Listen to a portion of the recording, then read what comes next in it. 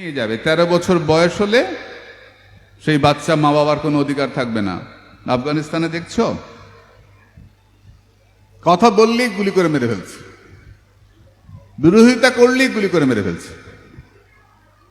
কি ভয়ঙ্কর অবস্থা! এই আফগানিস্তান আগে হিন্দুদের দেশ ছিল। আফগানিস্তানের মেয়ে আমাদের বউ, কি নাম বলতে পারো? আফগানিস্তানের মেয়ে আমাদের বউ, বাবা কি নাম? গান্ধারী। গান্ধারের মেয়ে, ছেলের নাম শকুনি। এই গান্ধার রাজ্য আফগানিস্তান, হিন্দু দেশ।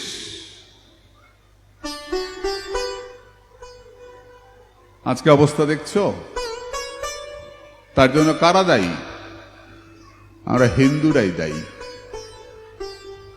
এত লোক বসে আছে আমার সামনে, একজন বলতে পারলে না কালকে যে ভারতবর্ষ মানে কি। এটা আমাদের লজ্জা। খাওয়ার প্যান্ডেলে দেখো হাজার হাজার লোক, কিন্তু দেশের অর্থ কি, ভারতবর্ষ নামের অর্থ কি, এটা আমরা বলতে পারি না কেউ। এই জাতি বাঁচবে না মরবে? অথচ মোগল বংশের নাম মুখস্থ বলতে বলো, ছোটবেলা থেকে মুখস্থ করেছি। বাবার হইল আবার জ্বর, সারিল ঔষধে। বাবর, আকবর মুখস্থ করেছি। যে জাত নিজের বংশের কথা বলতে পারে না, অন্যের বাপের বংশ মুখস্থ করে, সে জাতের কপালে লাথি ছাড়া আর কি থাকতে পারে বলো তো? ঠাকুরদাদার নাম কেউ বলতে পারো? কজন বলতে পারবে? বড়জোর ঠাকুরদাদার নাম কি তার বাপের নাম বলতে পারবে? ঠাকুরদাদার নাম কি ছিল বলতে পারবে? কিন্তু বাবার হইল আবার জ্বর, ঝরঝর করে বলতে পারবে। আমাদের দুর্ভাগ্য এটা, আমাদের হিন্দুদের এটা দুর্ভাগ্য যে আমরা আমাদের বংশের পরিচয় জানি না। আমাদের বংশ তালিকা আমাদের শেখানো হয় না। মোগল বংশ বিদেশি, বাইরে থেকে আসা বংশ, সেই বংশের তালিকা আমাদের গেলানো হয়, মুখস্থ করানো হয়, ভুল তথ্য দিয়ে আমাদেরকে শেখানো হয়। এটা আমাদের দুর্ভাগ্য। তাই বন্ধুরা, তোমরা সবাই জেগে ওঠো, নিজের সন্তানকে তৈরি করো হিন্দু করে। বাচ্চাকে ছোটবেলা থেকে গীতা পাঠ করতে, তুলসীতে জল দিতে, সূর্য প্রণাম করতে শেখাও। বাচ্চাকে তিলক করতে শেখাও, কপালে টিকা লাগাবে। এই যে কপালে তিলক করেছি, তিলকটা কেন করেছি? এই তিলকটা দেশের মাটি। এই হলুদ তিলক এই মেদিনীপুরের মাটি, এই কালো তিলক বৃন্দাবনের মাটি, রাধাকুণ্ডের। এটা বিদেশ থেকে আনা নয়। সারা গায়ে তিলক করি আমরা। কেন করি? আমরা গান করি, ও আমার দেশের মাটি তোমার পায়ে নওয়াই মাথা। এই দেশেতে জন্ম যেন এই দেশেতে মরি। তাই আমরা দেশের মাটিকে কপালে লাগাই। এটা দেশভক্তির প্রতীক, এটা রাষ্ট্রভক্তির প্রতীক। যে দেশকে ভালোবাসে, যে মাকে ভালোবাসে, সে মায়ের পায়ের ধুলো কপালে লাগায়। এই জন্য আমাদের কোনো শুভ কাজে বাইরের কোনো বড় মানুষ আসলে দেখবে আগে কপালে টিকা দিয়ে দেওয়া হয়। যুদ্ধে যাবে ছেলে, মা টিকা লাগিয়ে দিচ্ছে, যা বিজয় টিকা লাগিয়ে দিলাম, যা। মায়ের পায়ের ধুলো যদি ছেলের গায়ে থাকে, সন্তানের গায়ে থাকে, তাকে কেউ ক্ষতি করতে পারবে না। তাই যাওয়ার সময় মা বা পায়ের ধুলো নিয়ে কপালে লাগিয়ে দেয়, দেয় না? ছেলে মেয়ে বাইরে যাচ্ছে, বা পায়ের ধুলো নিয়ে লাগিয়ে দেয়। মাকে আমরা খুব সম্মান করি, মায়ের পায়ের ধুলো আমাদের কাছে খুব পবিত্র। তাই আমরা সর্বাঙ্গে তিলক করি। এটা আমাদের রাষ্ট্রভক্তি, এটা আমাদের দেশভক্তি। দেশকে ভালোবাসবে, ভারতবাসীকে, ভারত মাকে ভালোবাসবে। ভারতকে আমরা মা বলি। মাকে রক্ষা করার জন্য তো সন্তান চাই। এই সন্তান কমে যাচ্ছে। দুজন মা বাবার ঘরে একটা বাচ্চা, কমে গেল। এটা হবে না।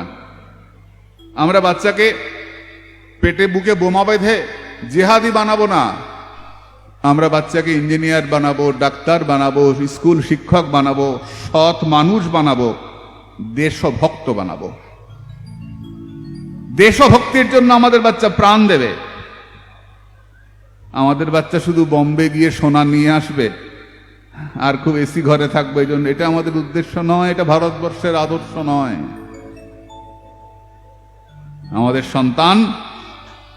আমাদের সন্তান ভারত মাতার পূজারী হবে, হিন্দু ধর্মকে রক্ষা করবে। দেখো আমাদের ধর্ম কিন্তু কমছে।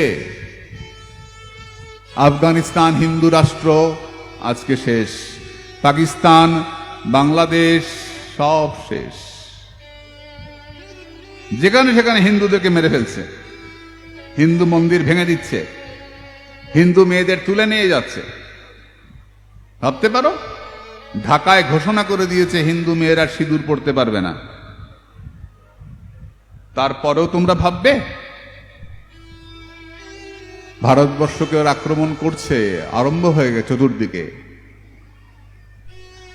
কারণ কোন দেশকে ধ্বংস করতে গেলে তার আদর্শটাকে আগে নষ্ট করে দিতে হয়। যদি আদর্শ নষ্ট হয়ে যায়, নৈতিকতা নষ্ট হয়ে যায়, তাহলে সেই দেশ ধ্বংস হতে দেরি হয় না। ভারতবর্ষের আদর্শকে নষ্ট করবার জন্যে অহিন্দু শক্তিরা চতুর্দিকে ছড়িয়ে পড়ছে। চতুর্দিকে অহিন্দুদের প্রার্থনার ব্যবস্থা হচ্ছে, হিন্দুদের সংখ্যা কমে আসছে।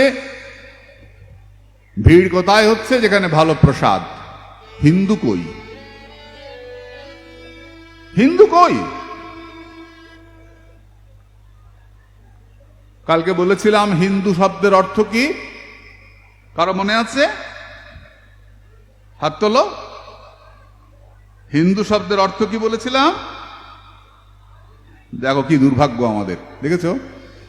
যদি কেউ গাল দিত কালকে একটা, ঠিক বলতে বলতে বাড়ি যেতে 1 বছর মনে থাকতো যে গোসাই এসেছিল গুরুদেব, গাল দিয়ে গেছে আমাদের। কি বলেছিলাম হিন্দু শব্দের অর্থ? হীনং দূষয়তি, যা কিছু হীন, যা কিছু খারাপ তাকে আমরা দোষ দেই, যা কিছু ভালো তা আমরা গ্রহণ করি, তার নাম হিন্দু জাতি। ভারতবর্ষ শব্দের অর্থ কি? ভা মানে আলো, আলোতে পরিপূর্ণ যে দেশ, সেই দেশের নাম ভারতবর্ষ। যে দেশে প্রদীপ জ্বালানো হয়, যে দেশে মোমবাতি নেবানো হয় না, যে দেশে মন্দিরে মন্দিরে প্রদীপ জ্বলে, যে কোনো শুভ অনুষ্ঠানে প্রদীপ জ্বালানো হয়, সেই দেশের নাম ভারতবর্ষ, জ্ঞানের প্রদীপ।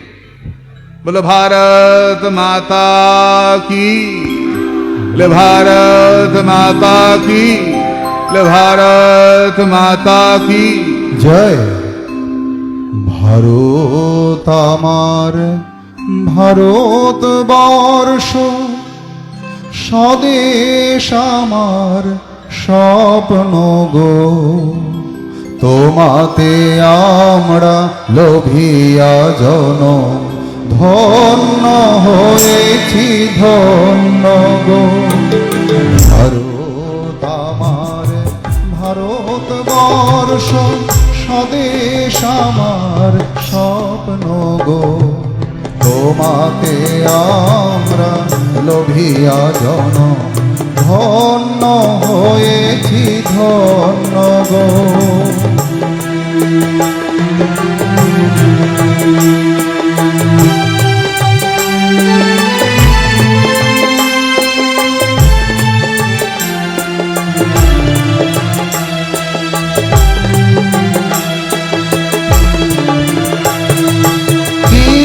কিরীটধারিণী তুষার শৃঙ্গে, সবুজে সাজানো তোমার দেশ। কিরীটধারিণী তুষার শৃঙ্গে, সবুজে সাজানো তোমার দেশ। তোমার উপমা তুমি তোমার উপমা তুমি তোমার রূপের নাই শেষ।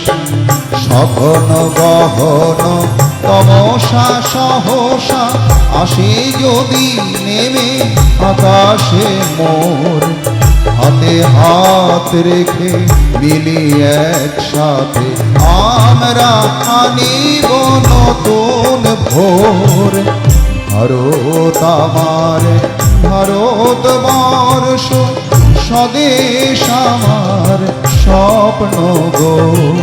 তোমাতে আমরা লভিয়া জনম, ধন্য হয়েছি ধন্য গো।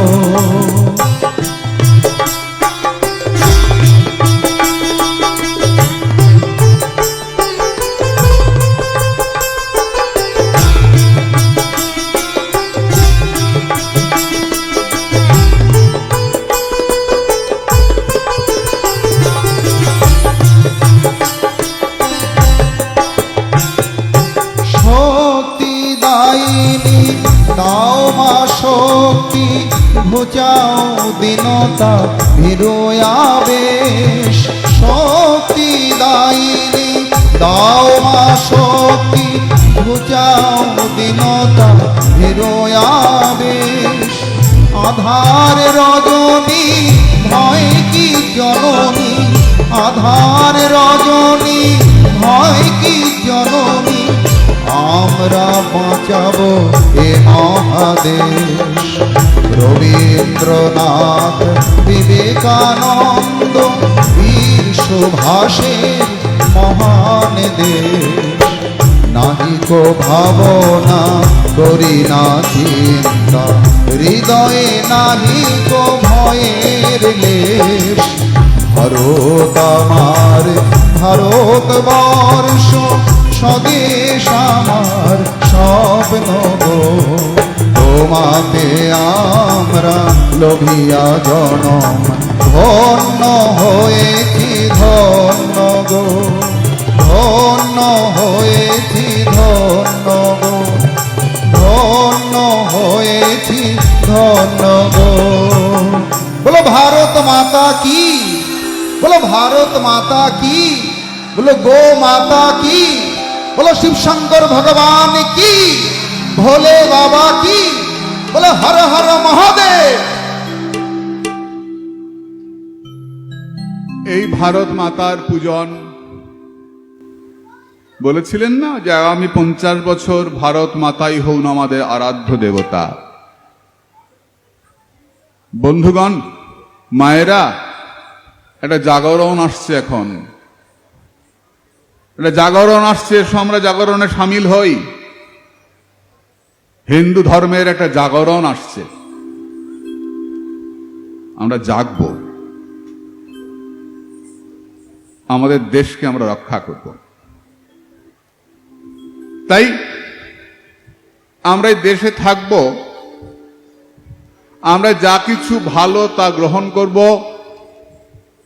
যা কিছু খারাপ তা বর্জন করব।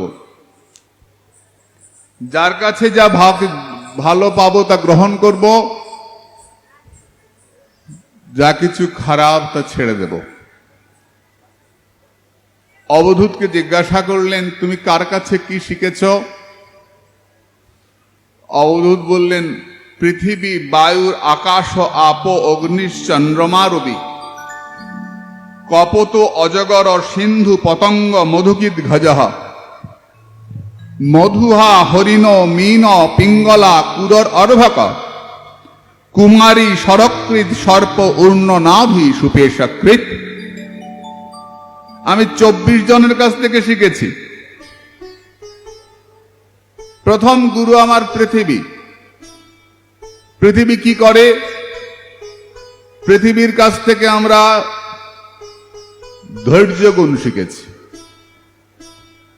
ধৃতি, ক্ষমা, দম, স্তেয়ম, শৌচম, ইন্দ্রিয় নিগ্রহ। মনুষ্যত্বের লক্ষণ বললেন যে হাত পা থাকলেই মানুষ হয় না। মনুষ্যত্বের প্রথম লক্ষণ ধৈর্য। চট করে মনটা অস্থির হবে না, চট করে মাথা গরম হবে না, মারো কাটো শেষ করে দাও না, এটা হিন্দু ধর্মের লক্ষণ বলেন নাই,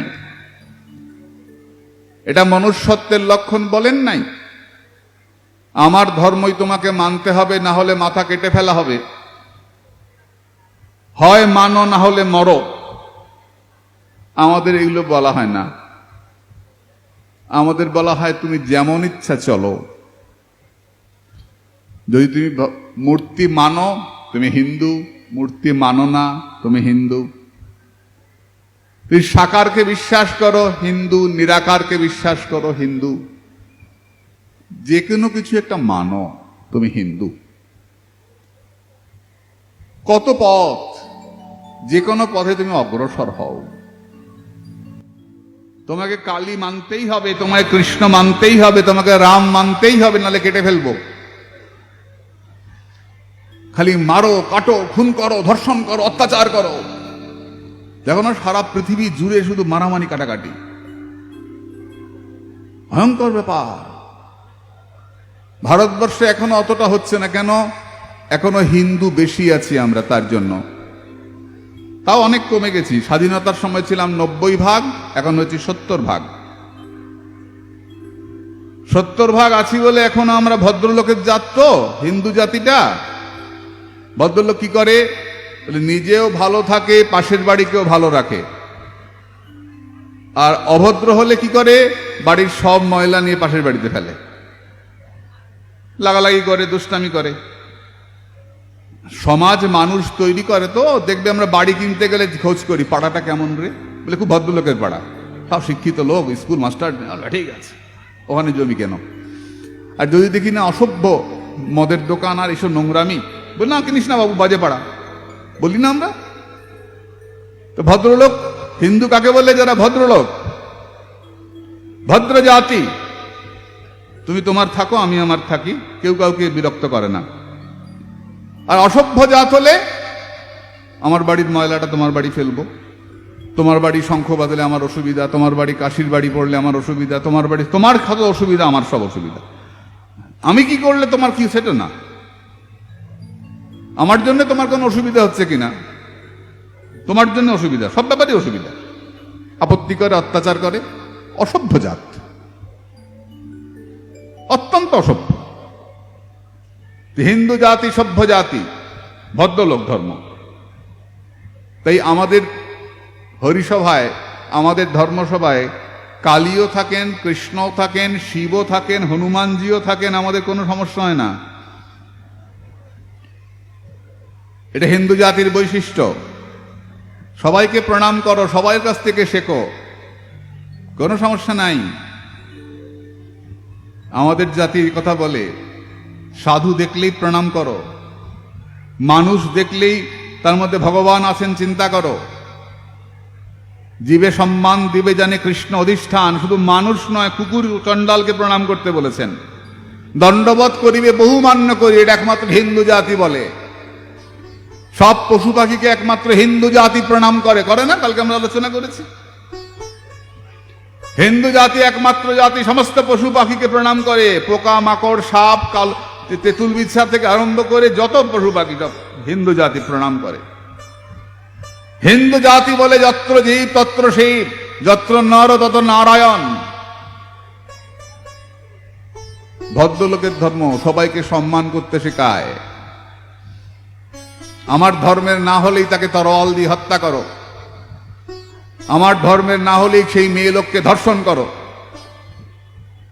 একমাত্র আমার ধর্মই থাকবে, আর কোনোটা থাকবে না, এটা উগ্রবাদ, অসভ্য এরা। হিন্দু ধর্ম একমাত্র বলে সেন্নন্তু বিশ্বমৃতস্য পুত্রা, যেখানে অন্যরা বলে অল আর সিনার্স, সব পাপী, আমরা সবাই পাপের মধ্যে রয়েছে, অনাদিকালের একটা পাপ আমাদের ঘিরে আছে। সেখানে আমাদের হিন্দু ধর্ম বলে না, কেউ পাপী নই আমরা, জীবের স্বরূপ হয় নিত্য কৃষ্ণ দাস। সেন্নন্ত বিশ্বমৃতস্য পুত্রা, আমরা সকলে অমৃতের পুত্র। সকলে তার কাছ থেকে এসছি, আমরা সকলেই ব্রহ্ম। ভেদাভেদ তত্ত্ব চৈতন্য মহাপ্রভু। অভেদ কি? তিনিও ব্রহ্ম, আমিও ব্রহ্ম। ভেদ কি? আলাদা কোথায়? তিনি পূর্ণ, আমি অনু, এটাই ভেদ। অভেদটা কি? তিনিও ব্রহ্ম, আমিও ব্রহ্ম, তারই অংশ আমি। আগুনের থেকে আগুনই আসে। আমাদের ধর্ম বলে সর্বে সন্তু নিরাময়া, কখনো বলে না যে হিন্দুরা ভালো থাকো আর সব মরে যাও। সর্বে সন্তু নিরাময়া, সবাই ভালো থাকো, সবাই সুখী হও, সবাই ভালো দেখো, সবাই ভালো শোনো, সবাই সবাই সবাইকে নিয়ে ধর্ম আমাদের হিন্দু ধর্ম। তাই ভাই, আমাদের ধর্ম সম্বন্ধে জানতে হবে তো, কেউ প্রশ্ন করলে উত্তর দিতে হবে তো। আমাদের খারাপ দিক কোনটা? আমরা ছোটবেলা থেকে ধর্ম শেখাই না, এটা আমাদের খারাপ দিক। আমরা ছোটবেলা থেকে বাচ্চাকে কম্পিউটার শেখাই, ইংরাজি শেখাই, টাকা রোজগার করতে শেখাই। আমরা বিদ্যালয়ে যেতে শেখাই, কিন্তু দেবালয়ে যেতে শেখাই না। দেবালয়ে গিয়ে কি হবে? এই মন্দিরটা না করে এখানে একটা স্কুল করলে হতো। এত লক্ষ কোটি টাকা দিয়ে এই মন্দিরটা তৈরি হয়েছে, বহু টাকার মন্দির, এখানে একটা স্কুল তৈরি করা যেত। তো এই মন্দির তৈরি করে কি লাভ? দেবালয় না করে বিদ্যালয় করলে হতো। বিদ্যালয়ে যাবে কেন? কেন যাবে বিদ্যালয়ে? শিক্ষিত হবে। শিক্ষিত হয়ে কি করবে? ভালো চাকরি পাবে, ব্যবসা করবে, যাই করবে, জীবিকা অর্জন করবে। জীবিকা অর্জনের জন্য আমরা বিদ্যালয়ে পাঠাই। আর দেবালয়ে পাঠাবো কেন? জীবনধারাকে তৈরি করার জন্য, জীবনকে তৈরি করবার জন্য দেবালয়, আর জীবিকা অর্জনের জন্য বিদ্যালয়। বিদ্যালয়ে গেল, শিক্ষিত হলো ছেলেটা, খুব বড় অফিসার হলো, লক্ষ লক্ষ টাকা ঘুষ খায়, যাকে ভালো লোক বলবে? ভদ্রলোক বলবে? প্রচুর শিক্ষিত হয়েছে, বড় বিদ্বান, কিন্তু ঘুষ খেয়ে বিরাট বাড়ি বানাচ্ছে, চুরি করে। শিক্ষিত হয়েছে কিন্তু মানুষ হয় নাই। মানুষ হতে হলে কি করতে হবে? বিদ্যালয়ের সঙ্গে সঙ্গে তাকে দেবালয়ে নিয়ে যেতে হবে, দেবালয় পরিক্রমা করাতে হবে, দেবালয়ে প্রণাম করতে শেখাতে হবে, দেবতার প্রতি শ্রদ্ধা শেখাতে হবে। তবে জীবিকাও হবে, জীবনটাও সুন্দর হবে। তাই যেমন বিদ্যালয় তৈরি করার প্রয়োজন, তেমনি দেবালয় তৈরি করার প্রয়োজন। বিদ্যালয় যেমন সন্তানকে পাঠাবে, শিক্ষিত করবে, এটা জাগতিক শিক্ষা। আর পারমার্থিক শিক্ষা লাভ করতে হলে তোমাকে দেবালয়ে যেতে হবে, তোমার চরিত্রকে তৈরি করবে। ঘুষ খাওয়া পাপ, এটা শিখতে হলে তোমাকে বিদ্যালয় নয় দেবালয়ে যেতে হবে। সেখানে সাধু মুখে তুমি শুনবে ঘুষ খাওয়া পাপ, চুরি করা পাপ। তুমি চুরি করবে না, তোমার মধ্যে পাপ বোধ আসবে। পাপ উঠে গেলে সমাজ ধ্বংস হয়ে যাবে। পাপ আবার কি হয়? পাপ সমাজ ধ্বংস হয়ে যাবে। পাপ বোধ আমাদের সমাজকে সুরক্ষিত রাখে। এইটা করিস না, পাপ। সেই পাপ করা থেকে বিরত হবে। পাপ কাকে বলে? শাস্ত্র বিগর্হিত কর্ম। যেটা শাস্ত্রে করতে না করেছেন সেটা করার নাম পাপ। শাস্ত্র বলেছেন চুরি করা পাপ, ব্যাস, তুমি চুরি করবে না, পাপ। মিথ্যা কথা বলা পাপ, মিথ্যা বলবে না। আর কোথায় কোথায় মিথ্যা কথা বলা যাবে সেটাও শাস্ত্র বলেছেন। শাস্ত্রে সব বলা আছে। কোথায় উসুল পাবে? তুমি দেবালয়ে যেতে হবে। এগুলো বিদ্যালয়ে পড়া হবে না। এগুলো জানতে হলে তোমাকে দেবালয়ে যেতে হবে, সাধুর কাছে যেতে হবে। আগে লোকে সাধুকে দেখলে বাচ্চাদেরকে সাধুর চরণে প্রণাম করাতো। এখন উল্টো হয়ে গেছে, সাধুকে দেখিয়ে ভয় পাওয়ায়। এই ওই সাধু এসছে, ধরে নিয়ে যাবে, খা বলছি। বাচ্চা সাধুকে দেখে ভয় খেতে আরম্ভ করে।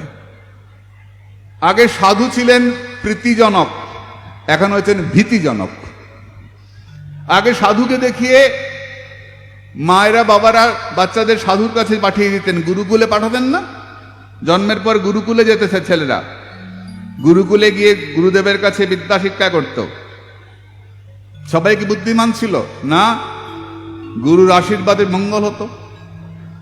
একটা ছেলে গুরুদেবের কাছে গেছে, গুরুদেব বলছেন, এই তুই আমার জন্য কি করতে পারিস? গুরুদেব তুমি যা বলো তাই করতে পারি।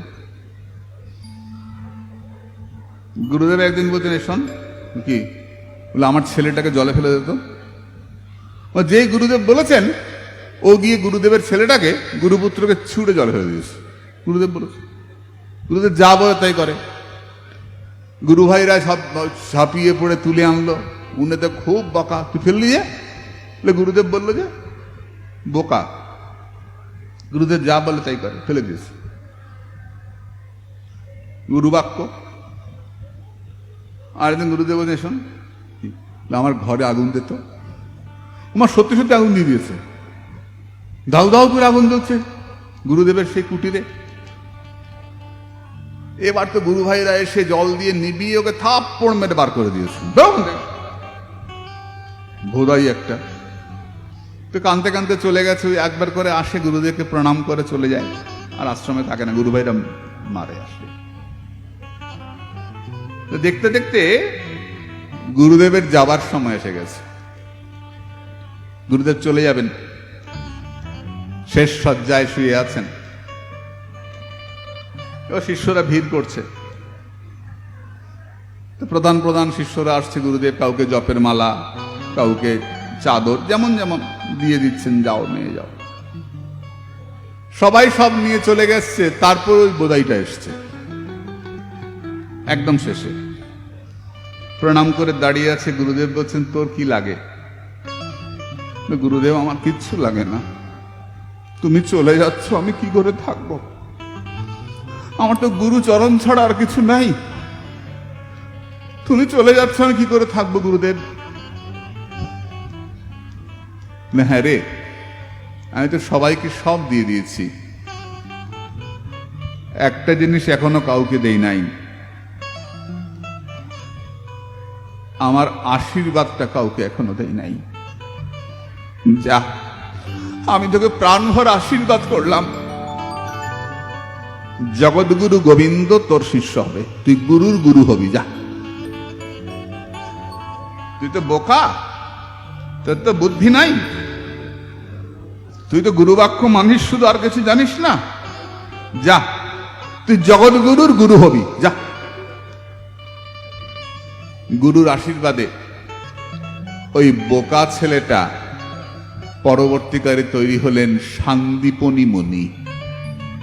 ভগবান কৃষ্ণ যার কাছে শিক্ষা করতে গিয়েছিলেন, যার কাঠের বোঝা মাথায় নিয়েছিলেন, এই সান্দীপনী মুনি শুধু গুরুবাক্য পালন করতেন, আর কিছু জানতেন না। গুরুদেব বলেছেন, আমি আর কিছু জানি না। এই গুরুর প্রতি তীব্র নিষ্ঠা, এই গুরুর প্রতি তীব্র নিষ্ঠা আমাদেরকে ঈশ্বরের কাছে নিয়ে যায়। মানতে লাগবে। ধর্ম রক্ষার জন্য আগেকার দিনের সাধুদেরকে বাবা মায়েরা ছেড়ে দিতেন, বাড়ির বড় ছেলেকে সাধুর গুরুদেবের কাছে দিয়ে দিতেন ধর্ম রক্ষার জন্য, এটাই নিয়ম ছিল। গুরু আশ্রমে পাঠানো হতো, সেইখানে শিখবার পরে ফিরে আসতো সবাই, কেউ কেউ থেকে যেত পরবর্তী গুরুপদে বসার জন্য, ঘুরে ঘুরে ভারতবর্ষকে রক্ষা করার জন্য। এই ঘুরে ঘুরে তৈরি করতেন তারা মানুষকে। সেই গ্রন্থের নাম কি? চরক সংহিতা। যে সাধুরা চড়ে বেড়াতেন, ঘুরে ঘুরে সবাইকে শাস্ত্রজ্ঞান উপদেশ করতেন, সেই গ্রন্থের নাম চরক সংহিতা। ভারতবর্ষের অমূল্য সম্পদ। এরা সব বড় বড় প্রফেসর, বড় বড় পণ্ডিত, এরা ঘুরে ঘুরে শিক্ষা দিতেন শ্রেষ্ঠ এই চরক সংহিতা। যখন বিশ্বামিত্র যাচ্ছেন অযোধ্যায় দশরথের কাছে, দশরথের কাছে যাচ্ছেন অনেক পণ্ডিত সঙ্গে। আর বিশ্বামিত্র মুনির রাগ তো জানো, বাপরে, যেমন দুর্বাসা তেমনি বিশ্বামিত্র। ভীষণ রাগ। তো যাচ্ছেন, দশরথ তাড়াতাড়ি করে এসে বিশ্বামিত্রকে একেবারে আদর করে বরণ করে নিয়ে গেলেন। সাধু আসলে আদর করতে হয়। নিয়ে বসিয়ে পূজ্যপদ পূজ্য চরণে বসালেন, সিংহাসনে চরণ ধুয়ে দিলেন। বশিষ্ঠ আছেন, কুলগুরু বশিষ্ঠ। তো বললেন যে মুনিবর, হে বিশ্বামিত্র, আপনি আমার কাছে কেন এসছেন? বলে, কেন এসছি? এই অসুররা বড় অত্যাচার করছে, যজ্ঞবেদী ভেঙে দিচ্ছে, মন্দির নষ্ট করে দিচ্ছে। তো আমি এসছি, তুমি রাম লক্ষ্মণকে দাও। তারকা রাক্ষসীকে মারতে হবে, তারকাকে মারতে হবে, অসুরদের মারতে হবে, তুমি রাম লক্ষ্মণকে দাও। দশরথ বললেন, আপনি বলুন। ওরা তো বাচ্চা ছেলে, আমি চতুরঙ্গিনী সেনা নিয়ে চলে যাচ্ছি ওদেরকে মারতে। অশ্বারোহী, গজারোহী, রথারোহী, পদাতিক, 4 রকমের সেনা হয় না? হাতি চড়ে যুদ্ধ করে, ঘোড়া চড়ে যুদ্ধ করে, রথে চড়ে যুদ্ধ করে, হেঁটে হেঁটে যুদ্ধ করে। চতুরঙ্গিনী সেনা, চতুরঙ্গিনী সেনা নিয়ে চলে যাচ্ছি ওদেরকে মারতে, আপনি শুধু বলুন কোথায় ওরা। বিশ্বামিত্র বলছেন, দশরথ, তোমাকে লাগবে কেন? আমি একাই তো ওদের মারতে পারি। এক অভিশাপ দিয়ে সব কটাকে মেরে দেবো, পুড়িয়ে ছাই করে দেবো। আমি তপস্বী বিশ্বামিত্র, তপশক্তি আছে আমার, এক অভিশাপ দিয়ে শেষ করে দেবো। তাহলে রাম লক্ষ্মণকে নেবেন যে? বলে, আমি ওদেরকে মারতে আসি নাই, ওদেরকে তাড়তে এসেছি। মারবো না, তারণ করে দেব, ভবসাগর পার করতে পারবো। ভবসাগর পার করতে তো আমি পারি না। কে পারে? তোমার 2 ছেলে রাম লক্ষ্মণ পারে। রামের হাতে ওরা মরে, তাহলে শুধু মরবে না, তোরেও যাবে, ভবসাগর পার হয়ে যাবে। দশরথ ভাবছেন 2টা বাচ্চাকে নিয়ে যাবে, রাম লক্ষ্মণকে। বাপের মন তো, কষ্ট হচ্ছে। তো বশিষ্ঠকে বলছেন যে, হে গুরুদেব, বিশ্বামিত্র এরকম বলছেন, যদি না করি তাহলেও তো সমস্যা।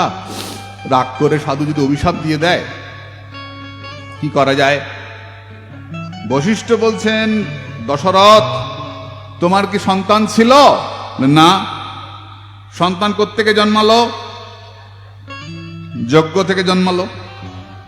অন্ধমুনি অভিশাপ করলেন, তারপরে যজ্ঞ হলো। যজ্ঞ থেকে 4 ছেলে জন্মালো। যজ্ঞ থেকে তুমি 4 ছেলেকে পেয়েছো, আর সেই যজ্ঞবেদী রক্ষার জন্য 2টো ছেলেকে দিতে পারবে না? 4 ছেলেকে চান নাই, 2 ছেলেকে চেয়েছেন। যজ্ঞবেদী থেকে 4 ছেলে তুমি পেলে, রাম, ভরত, লক্ষ্মণ, শত্রুঘ্ন, আর তুমি যজ্ঞবেদী রক্ষার জন্য 2 ছেলেকে দিতে পারবে না? তো দশরথ বললেন যে, বেশ,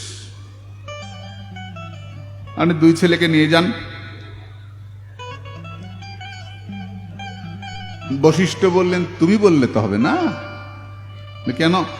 রাম লক্ষ্মণ তো শুধু তোমার নয়, কার? বলে, সকলের। ভক্তের জন্য রাম লক্ষ্মণ, তোমার জন্য রাম লক্ষ্মণ। আমরা কৌশল্যা, মায়ের আদেশ না নিয়ে যাবে? আমাদের দেশে তো মাকে প্রণাম না করে কোথাও যায় না। এ তো হিন্দুস্তান, হিন্দু ধর্মের দেশ। আমাদের দেশে তো মাকে প্রণাম করবে আগে, তারপর বাবাকে প্রণাম করবে। তোমার আদেশ নিয়ে যাবে কেন? মা কি দোষ করলো? বিশ্বামিত্রকে বললেন যে, তাহলে মার প্রণাম করে আসুক ওরা মাকে। মাকে প্রণাম করে আসুক, তবে গিয়ে রওনা হবে যুদ্ধে। বিশ্বামিত্র মনে মনে ভাবছেন, এই রে, মা যদি কেঁদে পড়ে, না না, আমার ছেলেকে ছাড়বো না, আমার বেটা যাবে না, তাহলে তো হয়েছে। বাবাকে তো মানানো গেল, মা যদি ডেকে যায় দেবো না, তাহলে কি হবে? বশিষ্ঠ, আপনি বলুন, ওকে যাবে মায়ের কাছে? মা যদি না করে যে না, যুদ্ধে যাবে না, তাহলে কি হবে? বশিষ্ঠ বলছেন, সবকিছু যেতে পারে, কিন্তু সংস্কার যেন নষ্ট না হয়। আমাদের ভারতবর্ষের সংস্কার মাকে প্রণাম করে যাওয়া। যে কোনো শুভ কাজে, যে কোনো ভালো কাজে বাইরে বেরোতে হলে মা আসি, অমা আসি, অমা আসি, মা বলবে হ্যাঁ যা, তবে গিয়ে ছেলে বেরোবে। আগে হতে পিছু ভালো যদি ডাকে মায়। মায়ের আশীর্বাদ না নিয়ে গেলে কিচ্ছু হবে না। তো সব যায় যাক, ভারতবর্ষের সংস্কার যেন নষ্ট না হয়, মাকে প্রণাম করতে হবে। রাম লক্ষ্মণ গিয়ে কৌশল্যাকে প্রণাম করলেন, মা বিশ্বামিত্র নিতে এসছেন, আমরা যাই। মা কি উত্তর দিচ্ছেন? দেখো ভারতের মা, ভারতবর্ষের মা কিরকম হয়। মা উত্তর দিচ্ছেন, বেটা তাড়াতাড়ি যাও, সাধু চলে যাবেন, যাও সাধু সঙ্গ করো, যাও। সাধু যখন তোমাকে নিতে এসছেন নিশ্চয়ই তোমার ভালো হবে, যাও সাধু সঙ্গ করো। এই ভারতবর্ষের মা রে, ভারতবর্ষের মা। এই ভারতবর্ষের ছেলেদেরকে আমরা কহাত দেই 4 হাত, আর মায়েদেরকে কহাত দেই 10 হাত। মা দশভুজা। যখন পুরুষরা পারে না কিছু করতে, শিব পারেন না, ব্রহ্মা পারেন না, বিষ্ণু পারেন না সন্তানকে শাসন করতে, তখন মা তোমরা 10 হাত নিয়ে আসো দুষ্টু সন্তানকে শাসন করবার জন্য, দুষ্টু সন্তানকে রক্ষা করবার জন্য, পার করবার জন্য। তাই মাগো, তোমাদের কাছে একান্ত প্রার্থনা, মা সন্তানকে সাধক তৈরি করো, সন্তানকে হিন্দু তৈরি করো, সনাতনী তৈরি করো। সন্তানের হাতে গীতা তুলে দাও, চণ্ডী তুলে দাও, গীতা পাঠ করাও, চণ্ডী পাঠ করাও, বিদ্যালয়ে পাঠাও, তার সঙ্গে সঙ্গে দেবালয়ে পাঠাও।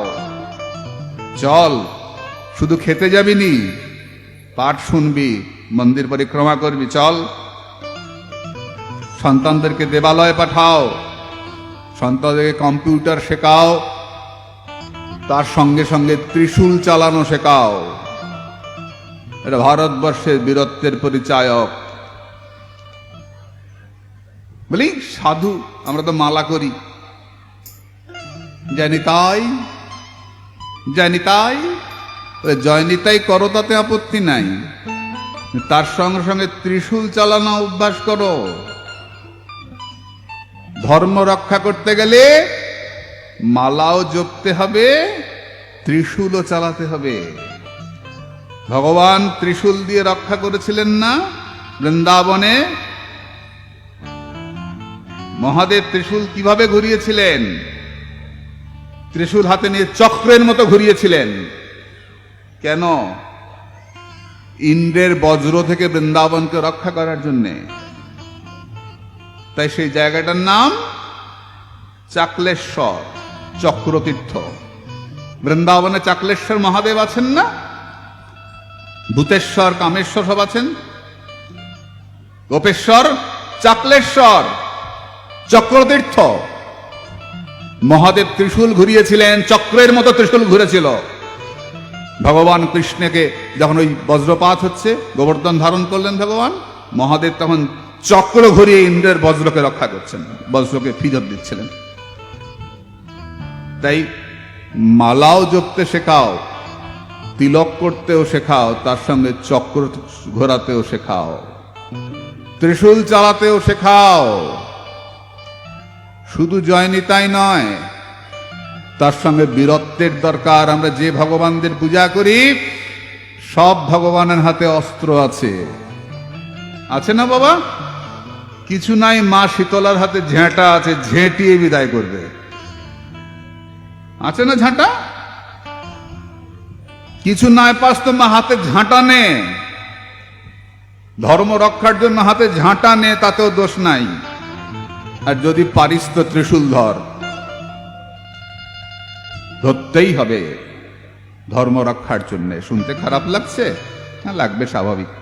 আমার মতো লোকের তো খুব খারাপ লাগে, যারা লোকের বাড়ি খেয়ে বেড়াই, মাসে 25 দিনই বৈষ্ণব সেবা খাই, লোকের বাড়ি বাড়ি ঘুরে ঘুরে কীর্তন করি, খাই আর চিত হয়ে ঘুমাই, আমার মতো ব্যক্তির খারাপ লাগবে। যাদের মনের মধ্যে দেশভক্তি থাকবে, রাষ্ট্রবাদ থাকবে, ধর্মের প্রতি ভালোবাসা থাকবে, তারা জানবেন জপ যেমন চলবে তেমনি শরীর চর্চাও চলবে, ত্রিশূল চালানোও চলবে, লাঠি খেলাও চলবে। ধর্ম রক্ষার অধিকার আমাদের সবার আছে। আজকে যদি চীন দেশের সৈন্যরা যখন আমাদের ছেলেগুলোকে মেরে ফেললো, 18টা না 20টা ছেলেকে মারলো না হঠাৎ করে ঢুকে, তখন যদি আমাদের বৈষ্ণবরা বাংলা থেকে যেতেন কি করতেন? ওইখানে যদি যখন মারছে, আমাদের এখানে যে বৈষ্ণবরা আছেন না কীর্তন করে প্রসাদ পান, তারা মালা হাতে নিয়ে বললেন, জয় নিতাই, এমনি করে মেরো না, হা নিতাই, আরে নিতাই বলো, মারছো কেন, নিতাই বলো। হতো হতো না বাবা? আবার মারের বদলা মার। আমি জিজ্ঞেস করেছিলাম যে ওখানকার ছিল একটা ছেলে মিলিটারি, আমরা দেখা হয়েছিল, আরে তোরা মারতে পারলি না, ওরা 18টা ছেলেকে মেরে ফেললো। বলে আমরা তো প্রথম বুঝতে পারিনি, ওরা আচমকা আক্রমণ করেছে, আমরা না হলেও 40-এর ওপরে মেরেছি। কি করে মারলি? বলে চেহারা তো ছোট ছোট, আর আমাদের তো এক একটা 6 ফুটের ওপরে লম্বা, হিয়া চেহারা, আর ওইগুলোকে দুবগলে দুটোকে ধরছে আর মট করে ঘাড় ভেঙে দিচ্ছে। বলে বলতে যত তাড়াতাড়ি বলছি, আমরা ভাঙি তার থেকে তাড়াতাড়ি, চট করে হাত ঢুকি, কট করে ঘাটটা ভেঙে দিই। বলে আমরা খালি হাতে 40-এর উপরে মেরেছি। ওটা তো ওরা প্রকাশ করছে না, কিন্তু আমরা প্রচুর মেরেছি, আর আমাদের এই বড় বড় চেহারার সামনে ওরা ভয় পায় দাঁড়াতে। আমরাও মেরেছি। না কি বলবেন, একে নিন্দা করবেন? ছিছি, মানুষ মারতে নেই, হিংসা, অহিংসা পরম ধর্ম। তখন ওখানে খিচুড়ি বসানো দরকার ছিল, তোরা খা দা কীর্তন কর, তোরা মারছিস কেন, আয় খিচুড়ি খা। বলবেন? মারের বদলা মারবেন। আমাদের ছেলেরা আমাকে বলছে আমরা 40-এর উপরে মেরেছি। কারণ আমি কাউকে মারবো না, কিন্তু সাপ যখন আমাকে কামড়াতে আসবে, আমি সাপকে জয় নিতাই বলবো? সাপ জব্দ করিসনি, কামড়াসনি, জয় নিতাই বল। সাপ জয় নিতাই বলবে? লাঠি দিয়ে মেরে পাট পাট করে দেবো একদম। দেবো কিনা? এর নাম বৈধ হিংসা, এটাতে দোষ নাই। অর্জুন বললেন আমি মারতে পারবো না। আমরা অনেকেই বলি আর ভগবান যা করবেন, ভগবান করবে না, নাহলে অর্জুনকে যুদ্ধ করতে হতো না। ভগবান সঙ্গে ছিলেন, যুদ্ধটা অর্জুনকেই করতে হয়েছে। ভগবান ঠেকা পড়ে নাই তোমায় কেউ দিয়ে করাবার না, তিনি যবে করাবেন। ফাঁকিবাজির এক শেষেরা, শুধু লোকের বাড়ি খেয়ে বেড়াবার ঠান্ডা। তিনি যবে করাবেন, কই নিজের ব্যাংকে যখন টাকা রাখো তখন তো তিনি করান না? তার ইচ্ছাতেই হয়, তার ইচ্ছাতেই অস্ত্র ধরো, ওটো, খালি খেয়ে বেড়াবার ধান্দা। তিনি যবে করাবেন আবার কি? এগুলো সম্পূর্ণ চালাকি। অর্জুন যখন বললেন আমি যুদ্ধ করব না, কৃষ্ণ বললেন ওঠো, যুদ্ধ করো, আমি বলছি করো, মারো ওদেরকে। যুদ্ধ করেছিলেন অর্জুন, সাথে আছে ভগবান, হবে জয়। তাই মাগো, তোমাদের উপর সমাজের অনেক বড় দায়িত্ব। বাবারা তো রোজগার করেন, ঘুরে বেড়ান, ঠিক আছে, সন্তানকে মায়েরাই বেশি তৈরি করেন। তাই মাগো, তোমাদের যে সন্তানকে হিন্দু বানাতে হবে, ধর্মযোদ্ধা বানাতে হবে, ধর্ম রক্ষক বানাতে হবে, ধার্মিক বানাতে হবে, মানুষ বানাতে হবে, চোর ডাকাত নয়, মানুষ বানাতে হবে। তে মানুষের প্রথম লক্ষণ ধৈর্য। বলে কৃষ্ণ ধৈর্য ধরেছেন যুদ্ধের সময়? হ্যাঁ ধরেছেন। ভগবান কৃষ্ণ নিজে ভগবান হয়ে কৌরবদের কাছে গেছিলেন না 5টা গ্রাম ভিক্ষা করতে? যার চুড়ি মারলে সব হয়ে যায়, যিনি অর্জুনকে বলছেন আমি মেরে রেখেছি সব, তিনি দুর্যোধনের কাছে গিয়ে বলছেন 5টা গ্রাম দাও, তবু যুদ্ধটা হয় না, তবু আমি ওদেরকে মানিয়ে নেব, 5টা গ্রাম দাও। যখন দুর্যোধন বললেন বিনা যুদ্ধে নাহি দেব সুচাগ্র মেদিনী, একটু একটা সূচের আগায় মাটি দেবো না মশাই, 5খানা গ্রাম। কৃষ্ণ দেখলেন আর উপায় নাই, এবার ডান্ডা লাগাতে হবে। সাম দান ভেদ দণ্ড, শেষে দণ্ডের প্রয়োগ করলেন। প্রথমেই অধৈর্য হন নাই, কম অসভ্যতা করে নাই এরা। বিষ দিয়ে মারবার চেষ্টা করেছে, আগুনে পুড়িয়ে মারবার চেষ্টা করেছে, কি না অন্যায় করেছে, তবু ধৈর্য ধরে আছেন। যুধিষ্ঠির ধৈর্যের মূর্তি। পাণ্ডবেরা বনবাসে গেছেন, কৌরবেরা পাণ্ডবদের দেখিয়ে দেখিয়ে ঢাক ঢোল পিটিয়ে বিরাট ব্যান্ড পার্টি দিয়ে শোভাযাত্রা বেরিয়েছে, দেখ আমরা কত ভালো আছি, তোরা বনে আছিস, দেখ আমাদের, দেখ আমরা আছি।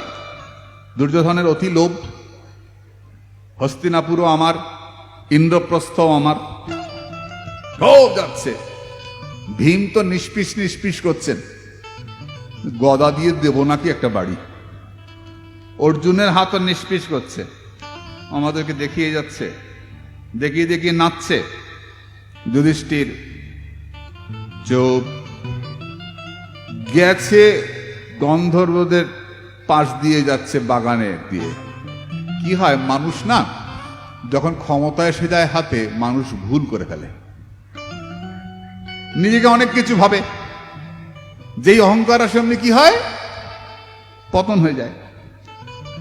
এবার ওদের বাগানে ঢুকে কৌরবেরা ফুল ছিঁড়ছে, ফল ছিঁড়ছে, খাচ্ছে।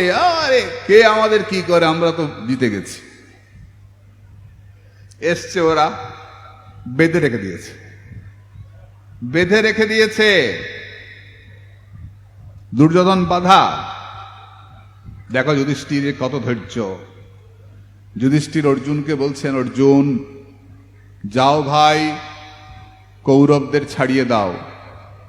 দাদা একটু আগে ওরা আমাদেরকে টিটকিরি করে গেল, আমাদেরকে ব্যঙ্গ করে নাচে নেচে নেচে নেচে গেল, আমাদেরকে উপহাস করলে, একটু আগে গেল, আর এই কয়েক ঘন্টার মধ্যে তুমি বলছো যে ওদের ছাড়িয়ে নিয়ে আসতে। ভাই যখন আমাদের ঝগড়া হবে তখন ওরা 100 আমরা 5, আর যখন অন্যদের সঙ্গে ঝগড়া হবে তখন আমরা 105। কি চমৎকার কথা দেখুন। ভারতবর্ষে আমরা আমাদের মধ্যে ঝগড়া অশান্তি হতেই পারে, বিবাদ হতেই পারে, বৈষ্ণবের সঙ্গে অন্যান্যদের মতবিরোধ তর্কতর্কি হতেই পারে, কিন্তু যখন অন্যদের সঙ্গে লড়াই হবে তখন আমরা হিন্দু জাতি, এক হিন্দু জাতি, ওমকার। তখন আমরা এক হিন্দু জাতি, তখন আলাদা এ বৈষ্ণব, এ শাক্ত, এ শৈব, ওসব নয়। যে অন্যদের সামনে আমরা দাঁড়াবো, হিন্দু হয়ে দাঁড়াবো। 105, যাও ছাড়িয়ে নিয়ে এসো। ওই অর্জুন ছাড়িয়ে নিয়ে এসেছিলেন। দুর্যোধন অহংকার করে বলেছিলেন, কি দেব, আমার মুকুটটা দিয়ে দেব? কৃষ্ণ বললেন, এখন নিস না, পরে কাজে লাগবে। পরে ওই দুর্যোধনের মুকুটটা পড়ে গেলেন, সেই বানটা নিয়ে আসলেন, মৃত্যুবান, সে ঘটনা আছে। তাহলে ধৈর্য নাই। যুধিষ্ঠিরের ধৈর্য দেখো তো, কৃষ্ণের ধৈর্য দেখো তো, ধৃতি। এই ধৈর্য আমরা শিখেছি কার কাছ থেকে? পৃথিবীর কাছ থেকে। ধৈর্য। সাধক ভেঙে পড়বেন না, সাধক ধৈর্যশীল হবেন। যা হচ্ছে ভগবান করাচ্ছেন, নিশ্চয়ই ভালো হবে। এই পৃথিবী পর্বত রূপা, বৃক্ষ রূপা। পর্বতের কাছ থেকে কি শিখেছি? পর্বত নদীকে জল দিয়ে যায়, নদী তার পরিবর্তে কিছু দেয় না। পর্বত জল দেওয়া বন্ধ করে না, জল দিয়েই যায়, দিয়েই যায়, তাই না মা? হরে কৃষ্ণ। মা ঘুমাস না, সোজা হয়ে বস, আসন করে বস। ও একটা ঘোষণা করে দেই, আমি জানি ঘোষণাটা তোমাদের খারাপ লাগবে, তবু বলে দেই, আগামীকাল কিন্তু প্রসাদ দেওয়া হবে না। আমি জানি কালকে লোকও অনেক কম হবে এই ঘোষণা শোনার পরে। কালকে কিন্তু অন্ন দেওয়া হবে না, কালকে শ্রী একাদশী। একাদশীর যে প্রসাদ সেটাই দেওয়া হবে। আগামীকাল অন্ন দেওয়া হবে না। কালকে যারা ভগবানকে ভালোবাসবেন তারাই পাঠ শুনতে আসবেন, আমি জানি এটা। কালকে একাদশী, হরিবাসর। কালকে একাদশীতে যিনি একাদশী করবেন, হরিতোষানাম, ভগবান তুষ্ট হবেন। আর একাদশী যিনি করবেন না, অন্ন গ্রহণ করবেন, তিনি প্রতি গ্রাসে গ্রাসে সর্বপাপ গ্রহণ করবেন। ন ভোক্তব্যম ন ভোক্তব্যম সম্প্রাপ্তে হরিবাসরে, হরিবাসর তিথিতে ভোজন করিবে না। ন ভোক্তব্যম ন ভোক্তব্যম ন ভোক্তব্যম, হরের দিনে হরিবাসর তিথিতে ভোজন করিবে না, ভোজন করিবে না, ভোজন করিবে না, বারবার বলা আছে। পারলে কিচ্ছু খাবেন না, নির্জলা থাকবেন। আমার ছেলেদের মধ্যে নির্জলা থাকে।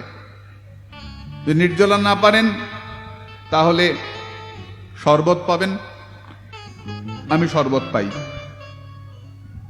দইয়ের ঘোল, সাদা দই ঘোল করে খাই। কেন খাই বলবো? দুধ খাই না, ঘোল খাই। বলবো? কানে কানে বলি, তোরা বলিস না কিন্তু কাউকে। আবার 5 কান যেন না হয়, 3 কান হতে পারে। আমি কেন ঘোল খাই? 14 দিন তো সবাইকে ঘোল খাওয়াই, ওই একটা দিন আমি ঘোল খাই, বুঝিস তো? একটা দিন ঘোল খাই। তো পারবেন, না পারলে ফল পাবেন, না পারলে অনুকল্প পাবেন, আলু সিদ্ধ, অনেক কিছু আছে। কিন্তু পঞ্চশস্য গ্রহণ করা যাবে না। গাছের ফল হলে সাবু খেতে পারেন, মঠে সাবু খাওয়া হয়। যার গুরুদেব যেমন বলবেন সেভাবেই করবেন, কিন্তু একাদশী করবেন। একাদশীতে ভাত রুটি খেলে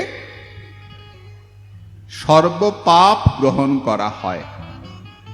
ওই বাচ্চারা পারবেনি, খাইয়ে দেখ, ঠিক পারবে। অভ্যাস করা, ছোট থেকেই অভ্যাস করা। মাটি কাঁচা থাকতে মাটি দিয়ে ঘটি বানাতে হয় রে, মাটি শক্ত হয়ে গেলে বানানো যায় না। তো বাচ্চারা পারবেনি, ওদের জন্য ভাত না। বাবা মা যা করবে বাচ্চা তাই করবে। ছোট থেকে সংস্কার তৈরি হলে সারা জীবন সেই সংস্কার চলবে। তাই বাচ্চাদেরকে ছোট থেকে হিন্দু তৈরি কর মা, ছোট থেকে তৈরি করতে হবে। তবে দেশ বাঁচবে, তবে মা বাঁচবে, তবে মন্দির রক্ষা হবে। নাহলে মন্দির যে ভেঙে ফেলবে এসে, আমাদের পালাতে হবে। কে বাঁচাবে?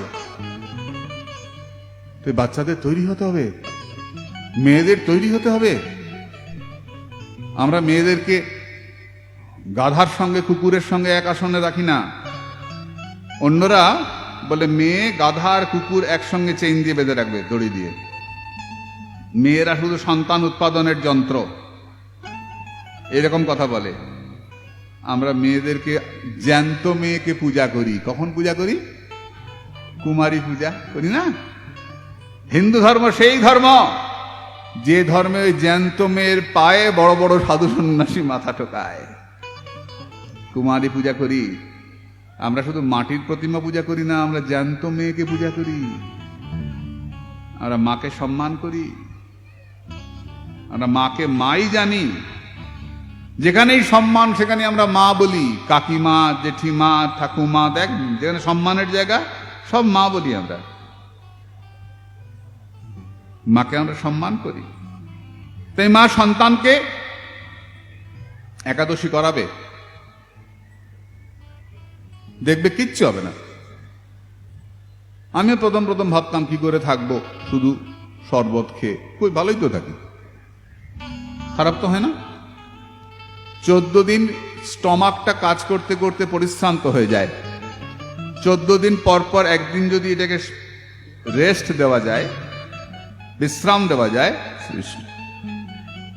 বিশ্রাম দিলে বলছেন হার্ট অ্যাটাকের সম্ভাবনা 60% কমে যায়, 60%। যে নির্দিষ্ট দিন পরে পরে উপোস করে, শরীরের ময়লাগুলো জল খেলে বেরিয়ে যায়, যত জল খাবে বেরিয়ে যাবে। যারা নিরম্বু করবেন খুব ভালো, ময়লাগুলোকে স্টমাক খেয়ে নেবে। যেই বাইরের খাবার পড়বে না, ভেতরের ময়লাগুলো খেয়ে নেবে, শরীর চনমনা থাকবে, ভালো থাকবে, হার্ট অ্যাটাক হবে না। তাই নিরম্বু অর্থাৎ নির্জলা করতে পারলে তো প্রত্যেকটা একাদশী খুব ভালো, না পারলে খুব বেশি করে জল খাবে। জল খেলে ধুয়ে বার হয়ে যাবে। বাড়ি পরিষ্কার করতে হয় না, মাসে একদিন, সপ্তাহে একদিন বাড়ি পরিষ্কার করতে হয়, জল দিয়ে ধুয়ে ঝাঁটিয়ে। এই ভেতরের কলকবজাগুলোকে একদিন ধোয়াতে হয়, ওটা একাদশী।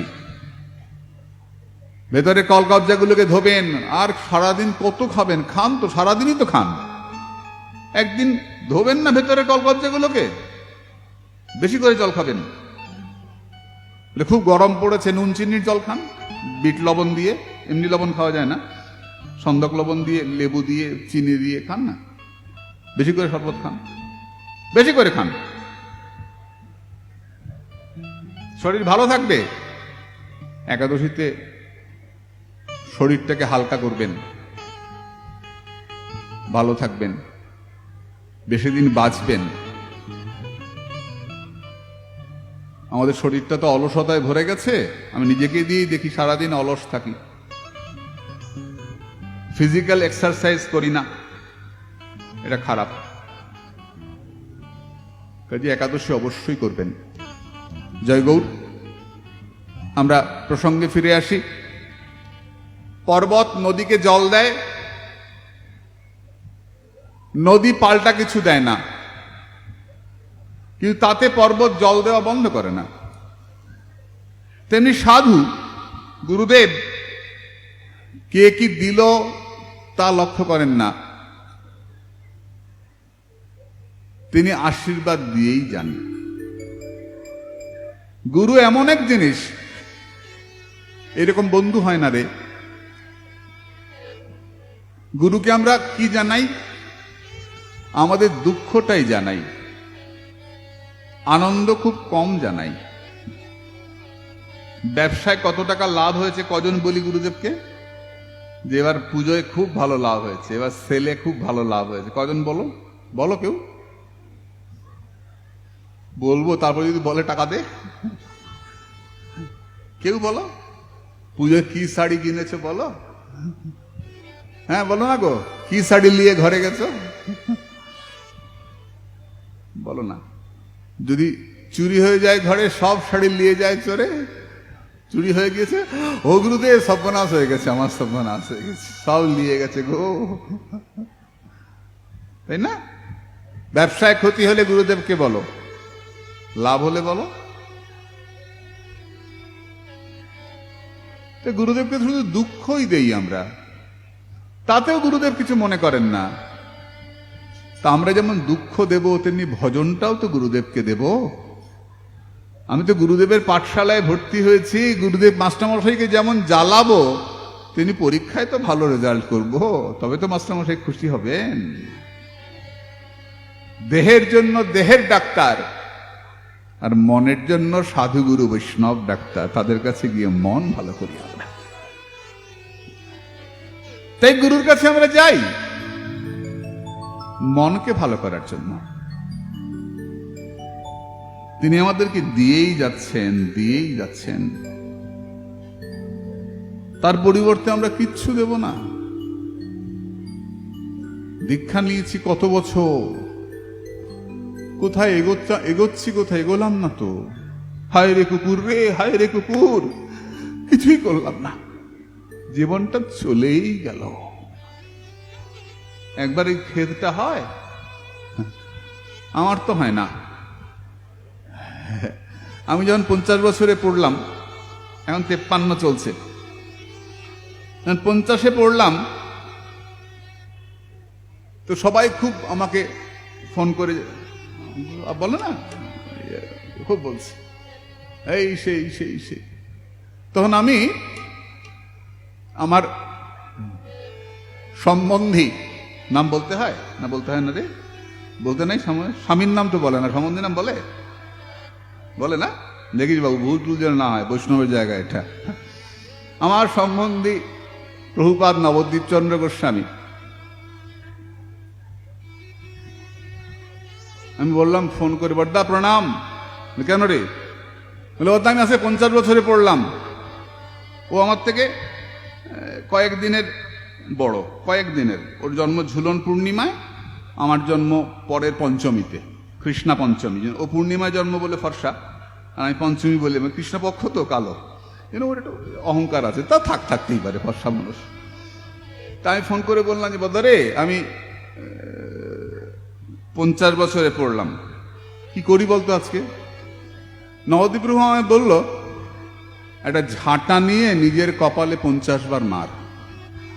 যা, আমি বললাম ভালো কিছু বলবে, যে আরো 50 বছর বাঁচ বা কিছু।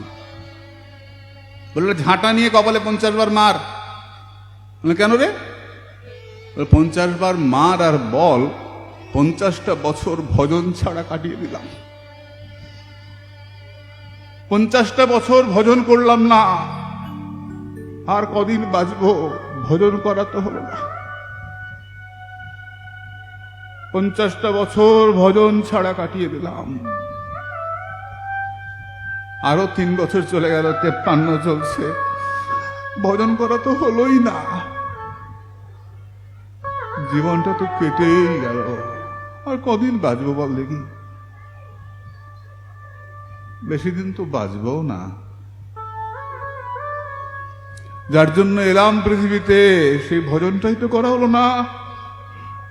এমন কি লাগি আইলি ভবে, এমনও জনমে হরিনা ভজিলি, কেমনও মানুষ তবে।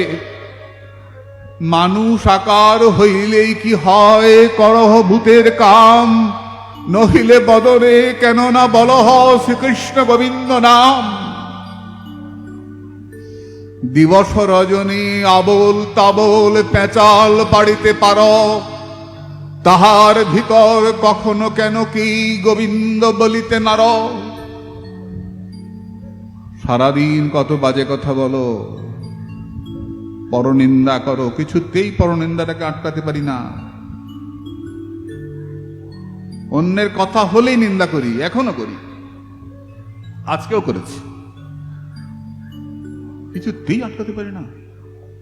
পরচর্চা। সাধক বলছেন, মহাজন বলছেন, নিন্দা করতে হলে নিজের নিন্দা করো। ওরে মন তোর কপালে ঝাঁটা, ওরে মন তোর কপালে ঝাঁটা, বারবার বলো। হরি হরি বিফলে জনম গোয়াইনু, মনুষ্য জনম পাইয়া রাধা কৃষ্ণ না ভজিয়া, জানিয়া শুনিয়া বিষ খাইনু। বারবার বলো। আমি তো খালি পরচর্চাই করি, অমুকের এটা খারাপ, অমুকের ওটা খারাপ। নিজের খারাপটা তোমাদের একবার বলি? কাউকেই বলি না। ধিক্কার জীবনের রে, মনটাকে স্থিরই করতে পারলাম না। বলে হবে না? হবে। কি করে বুঝলে হবে যে নাই হবে? তাহলে গলায় তুলসীর মালা পড়েছি কেন? কপালে রাধা কুণ্ডের তিলক দিয়েছি কেন? সদ্গুরুর চরণাশ্রয় করেছি কেন? জমদুয়ারে যাব না। হয়তো দেরি হবে, আরো কত জন্ম লাগবে, কিন্তু হবে। হবে। যখন এ পথে এসেছি তখন হবে। যদি পড়ে যাই, গেলাম পড়ে, কি হলো? তা লাভ বলে, পড়ে গেলে তুমি তুলবে।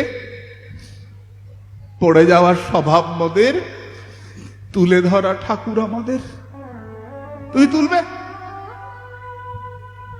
পড়ে যেতেই পারি। প্রভুপাদ কানপ্রিয় গোস্বামী বলছেন যে নৌকো করে সবাই যাচ্ছে, একটা যাত্রী নৌকো থেকে পড়ে গেছে, ডুবে যাচ্ছে। মাঝি তাড়াতাড়ি করে এটা বাঁশ ফেলে দিয়েছে, বাঁশটা ধর।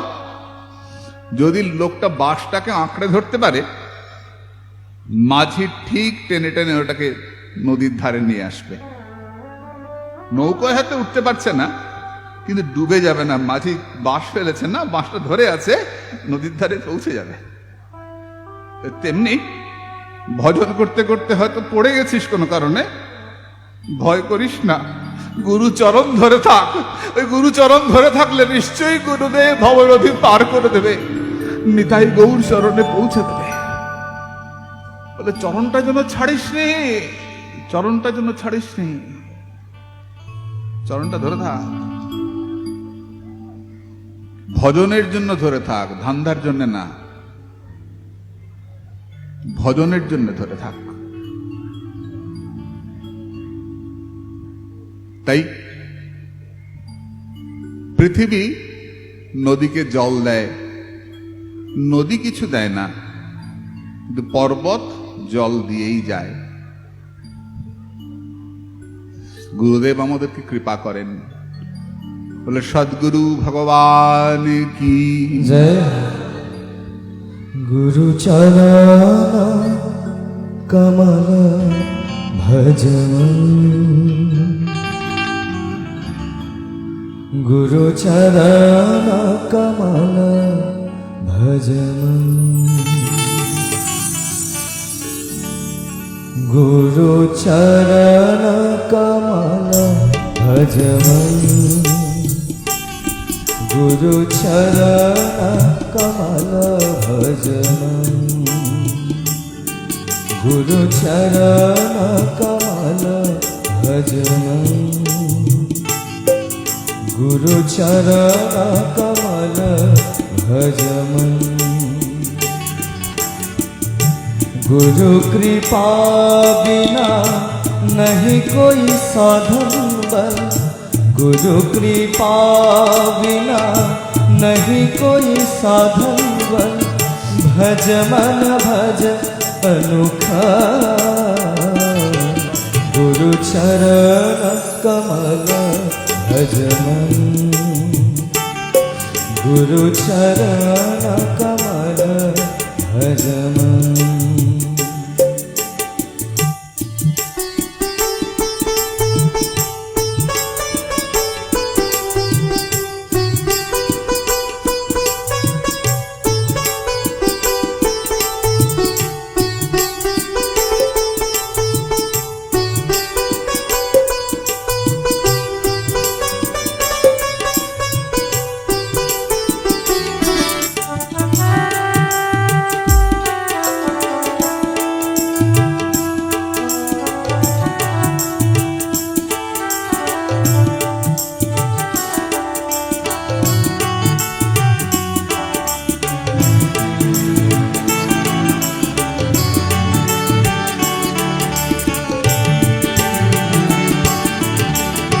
मिलता नहीं ऐसा दुर्लभ जन्म, मिलता नहीं ऐसा दुर्लभ जन्म, भ्रमता हो चारभुआ,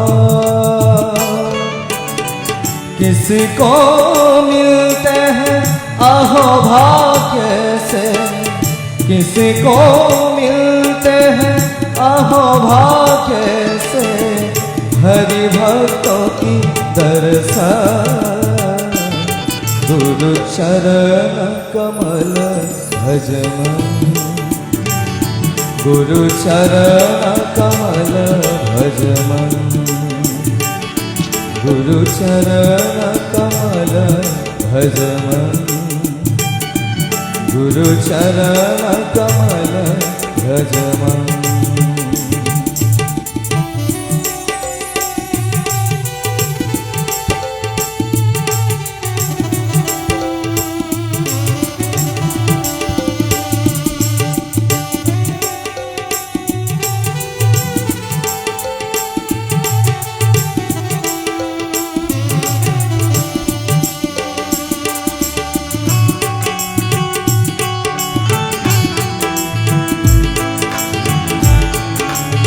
हरि बोल, बोलिए परमज्ञान श्री गुरुदेव की।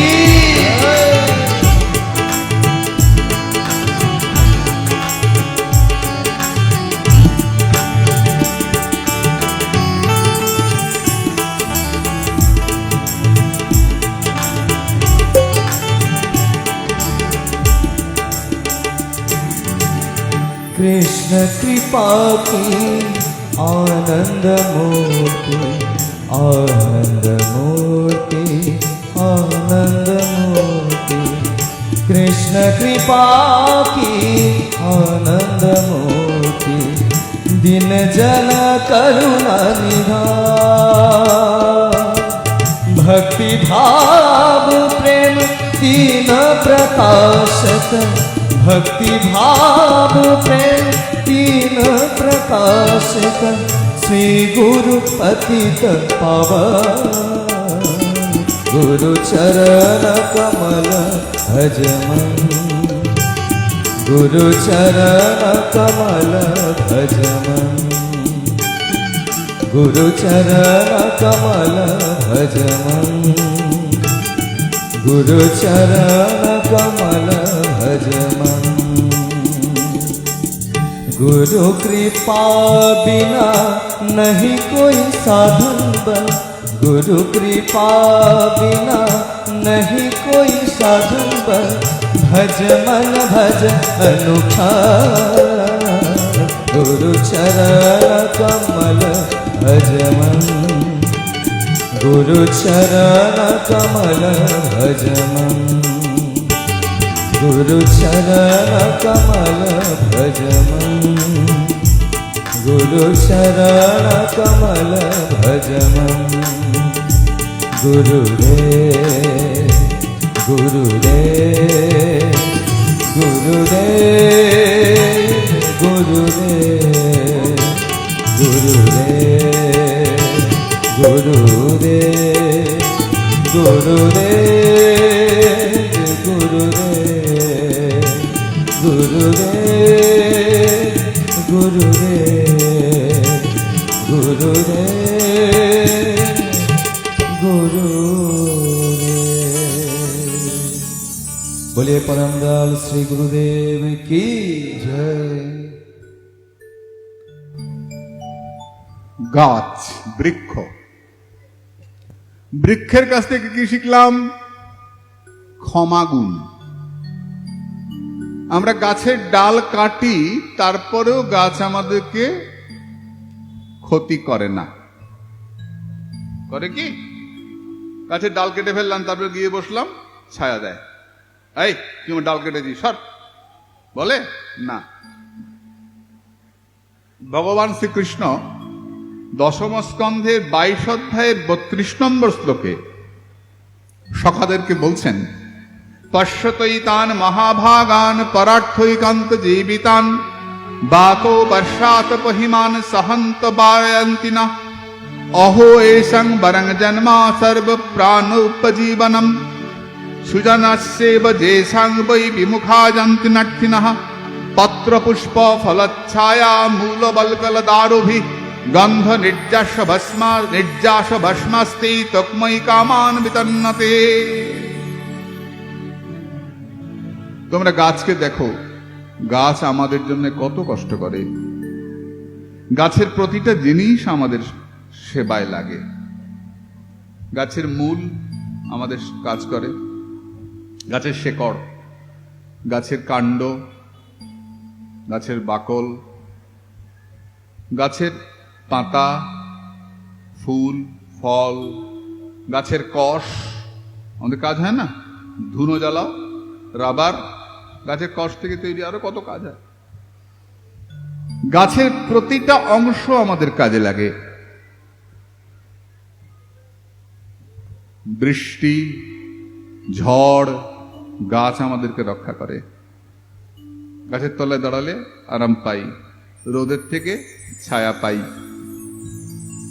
যত বেশি গাছ থাকবে গ্রামে গ্রাম তত বেশি আরামে থাকবে গাছের তলার তাপমাত্রা অন্তত 3 থেকে 4 ডিগ্রি কম থাকে বাইরে 40 হলে গাছের নিচে 36 কম থাকে যত বেশি গাছ লাগাবে গ্রামে রাস্তার দুপাশে এখানে ওখানে যত বেশি গাছ লাগাবে সেই গ্রাম তত বেশি আনন্দের হবে ভালো থাকবে ভালো ভালো গাছ নিম গাছ বা ইত্যাদি ভালো ভালো গাছ লাগাও গাছ আমাদেরকে রক্ষা করে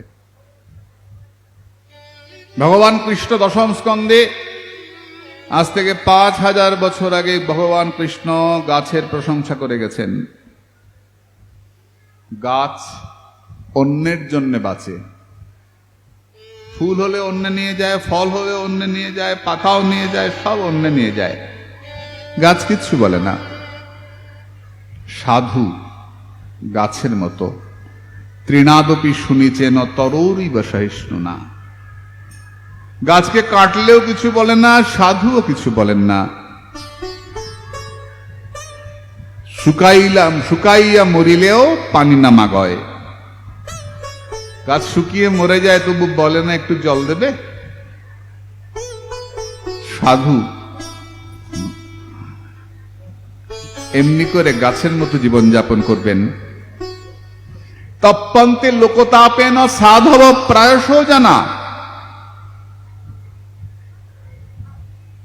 অন্যের দুঃখ সাধুর মনকে দুঃখিত করবে, অন্যের দুঃখ সাধুর মনকে পীড়িত করবে।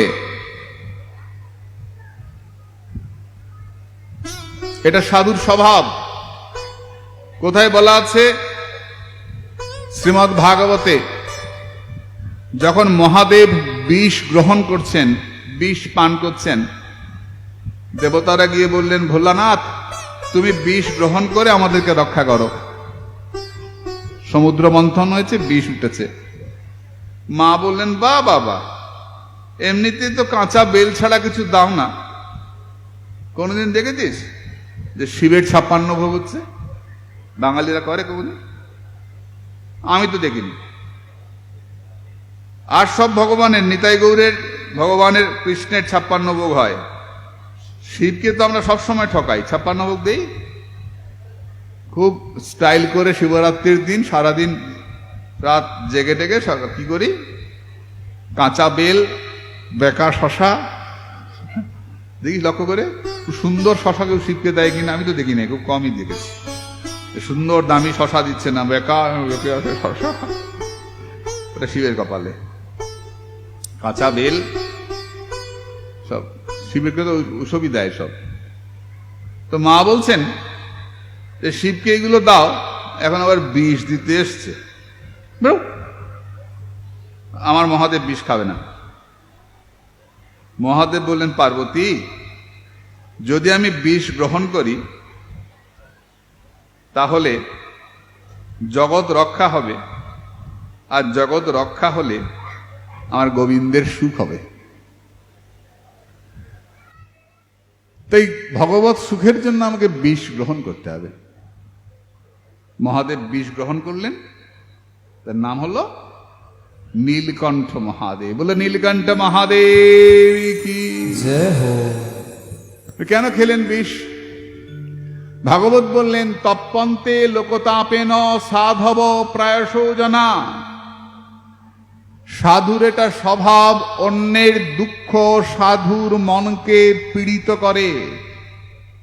স্বার্থপর লোক অন্যদিকে তাকায় না, আমার ঠিক থাকলেই হলো। এই তুই বাইরে বেরোসনি, তুই ভেতরে থাক, বাইরে যা হচ্ছে হচ্ছে, তুই ভেতরে থাক, সুযোগ পেলে পালিয়ে যাব। আর সাধু কি করে? ধর্ম রক্ষার জন্য, দেশ রক্ষার জন্য ঝাঁপিয়ে পড়ে। প্রমাণ, কুম্ভ মেলা যখন অহিন্দুরা, অসভ্য বর্বর জাতেরা আক্রমণ করছে, তছনছ করে দিচ্ছে, ভয়ঙ্কর অবস্থা, সবাই গিয়ে কেঁদে পড়লেন সম্রাট আকবরের কাছে। ইনি পরধর্মকে সহ্য করতেন, অনেকটাই উদারপন্থী ছিলেন। তাকে গিয়ে বলা হলো যে আপনি রক্ষা করুন, এইরকম কুম্ভ মেলায় সাধুদেরকে আক্রমণ করে সব লুটে বুটে নিচ্ছে, মেরে ফেলছে, হত্যা করছে। তখন সম্রাট আকবর বললেন, আমি পারবো না, আপনারা আপনাদের রক্ষা নিজেরা করুন। সন্ত সমাজ বসলেন, সন্ত যার সবকিছু অন্ত হয়ে গেছে, সাধু যে সাধে সে সাধু, যে সাধনা করে সে সাধু, আর সাধনার অন্তে যে পৌঁছে যায় সন্ত, সন্ত ভগবান বলা হয়। সন্ত সমাজ বসলেন, কি করে রক্ষা করা যায়? এই তৈরি হলো ন্যাংটো সাধুদের দল, নাগা সাধু। এদেরকে অস্ত্রবিদ্যা শেখানো হয়, এখনো চালায় না, তরোয়াল চালায়, দেখেছেন কুম্ভ মেলায় গিয়ে? তার অস্ত্রবিদ্যায় সুনিপুণ, এবং প্রতি কুম্ভে হাজার হাজার ছেলেদের অস্ত্রবিদ্যা শিক্ষা দেওয়া হয়, নাগা তৈরি করা হয়। কেন? বলে এরা আগে যাবে রাস্তা পরিষ্কার করতে করতে, এই অসভ্য বর্বর এরা সরে যাবে ভয়ে, পেছনে সন্তরা যাবেন স্নান করতে। আগে সন্তরা যেতেন, আর এরা আক্রমণ করে লুটে পুটে নিত, মেরে ফেলতো, কিছু না পেল মেরে ফেললো। কি করে রক্ষা হবে? এই নাগা সম্প্রদায় তৈরি হলো। কি বলবেন বাবা, এদের দরকার নাই, জয়নিতাই বললেই হবে? না, জয়নিতাই বলতে বলতে যাও, মেরে ভেঙে দেবে। তো এই শান্ত সমাজ তৈরি হলো, এ নাগা সম্প্রদায়। এরা তরোয়াল চালায়, বল্লম চালায়, দেখেছো সামনে যায় সব, ভয় লাগে। প্রয়োজন আছে? এরা সাধুদের সৈন্য। ল্যাংটো থাকে কেন? বলে কিচ্ছু প্রয়োজন নাই, কাপড়েরও দরকার নাই, চল আগে ধর্ম রক্ষা কর। আমি এদের শিবিরে কুম্ভ মেলায় গিয়ে একবার ছিলাম, সৌভাগ্য হয়েছিল। সকালবেলা উঠে অল্প বয়সের ছেলেরা যা ডন বৈঠক দিচ্ছে, আমার দেখে তো লজ্জা করছিল, ইস রাম, আমার এত বড় পেট, আর এদের চেহারা দেখো, চিপচিপে সুন্দর চওড়া বুক, আর সব কৌপিন পড়া, সকালবেলা উঠে সব ডন বৈঠক দিচ্ছে, বুক ডন দিচ্ছে, পুশ আপ করছে। আরে বাপরে বাপ, কি চমৎকার চেহারা! তারপরে ছাই মাখা তো বোঝা যাচ্ছে না কে কার মুখ কোনটা, কে কোনটা বোঝা যাচ্ছে না, কিন্তু কি পরিশ্রমী! বলে শিক্ষিত অশিক্ষিত সব না। এমনও আঁকড়ায় গেছি যে আঁকড়াতে আইপিএস আইএএস অফিসাররা সব নাগা সাধু হয়ে আছেন, বড় বড় ডাক্তার নাগা সাধু হয়ে আছেন। কে বলেছে? আমরা মনে করি খেতে পায় না সাধু হয়েছে। না না না, অনেক উচ্চশিক্ষিত ব্যক্তি আছেন যারা ন্যাংটো সাধু, সব ত্যাগ করেছেন দেশ রক্ষার জন্য, ধর্ম রক্ষার জন্য। আর তুমি দেশকে তিনটে হিন্দু দিতে পারবে না? তোমার ধর্ম রক্ষার জন্য তুমি তিনটে হিন্দুর বাবা মা হতে পারবে না? তিনটে হিন্দুর জন্ম দিতে পারবে না, সন্তান দিতে পারবে না দেশকে? কেন পারবে না? দিতেই হবে, দেশ রক্ষা করতে হবে। দেশ সবার আগে, রাষ্ট্র সবার আগে। দেশ থাকে তবেই মন্দির থাকবে, দেশ সবার। ভারতবর্ষের কৃষ্ণ দেশের ভগবান, রামচন্দ্র দেশের ভগবান, গীতা দেশের গ্রন্থ। তাই সাধু কিরকম হবে? দেশের সাধু না, অন্যের জন্য সব দিয়ে দেবে। প্রমাণ মহাদেব। মহাদেবের মতো বলে উনি তো সাধু, উনার মতো গৃহস্থ নাই। দেখেছো মহাদেবের মতো বউকে ভালোবাসে? আর কাউকে দেখেছো এরকম বউকে ভালোবাসে? সবসময় যখন বসে বউকে কোলে নিয়ে বসে, কি ভালোবাসে গো! হ্যাঁ, যখনই বসে বউকে কোলে নিয়ে বসে। লক্ষ্য করে দেখেছো? যখন বউ দেহ রাখলো, সতী যখন মারা গেলেন বা দেহ ত্যাগ করলেন, মারা গেলেন বলা যাবে না, শ্রীবিষ্ণু যখন আসনে বসে দেহ ত্যাগ করলেন, মহাদেব সতীকে নিয়ে নাচছিলেন না? এত কাঁদছেন, সেই কান্না থেকে তৈরি হলো কি?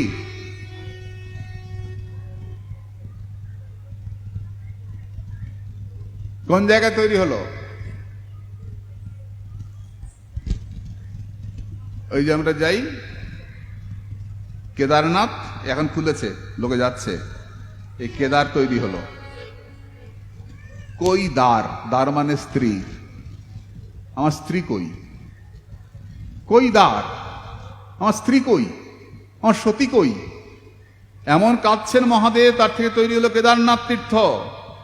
কেদারনাথের মাটি খুব নরম। ওই যে ভয়ঙ্কর প্রলয় হলো, সব বাড়ি ধসে গেল, কেন মাটি খুব নরম কেদারনাথের, অনেক নিচ থেকে ভিত খুঁড়তে হয়, নরম মাটি।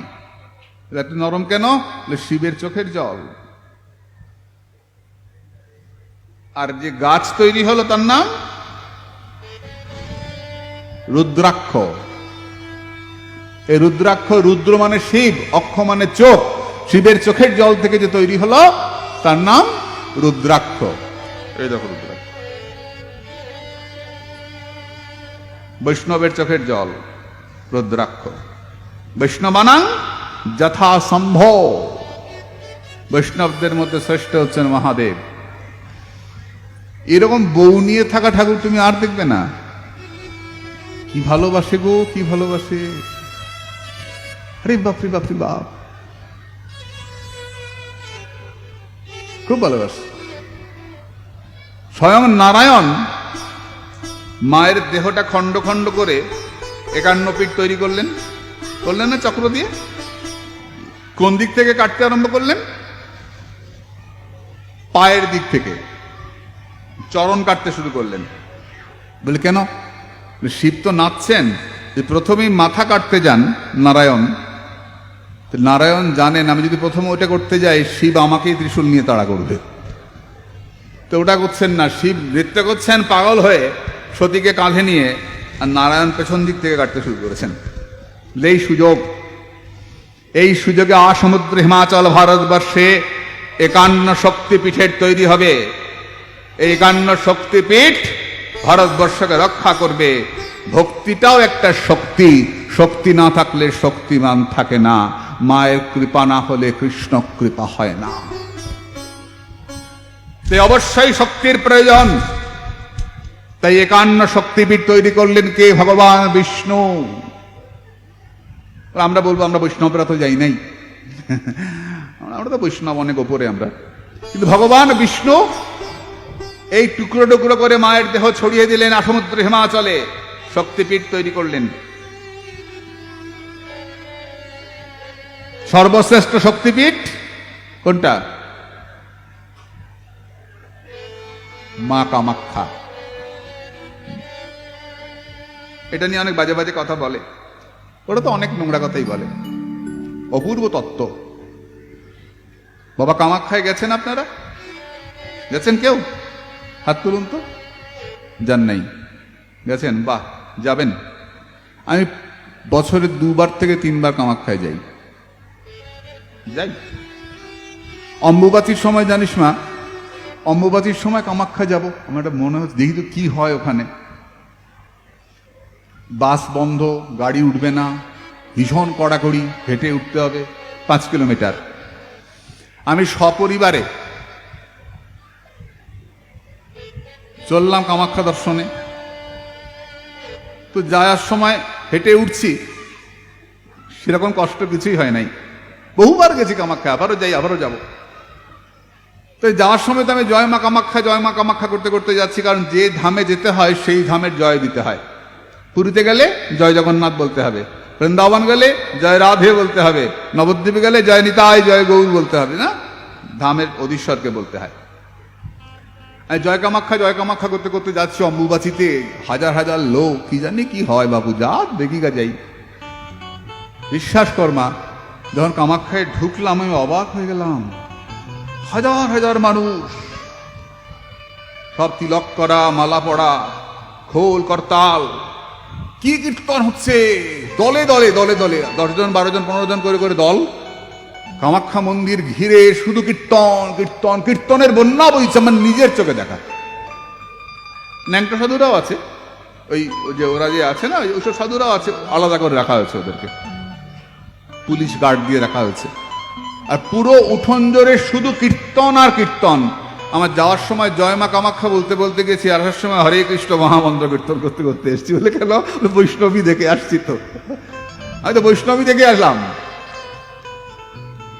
মাকে দেখে হরিনাম করতে করতে নেমেছি, খুব আনন্দ করে ছুটতে ছুটতে নেমেছি, কোনো সমস্যাই হয়নি, হরিনাম কীর্তন করেছি।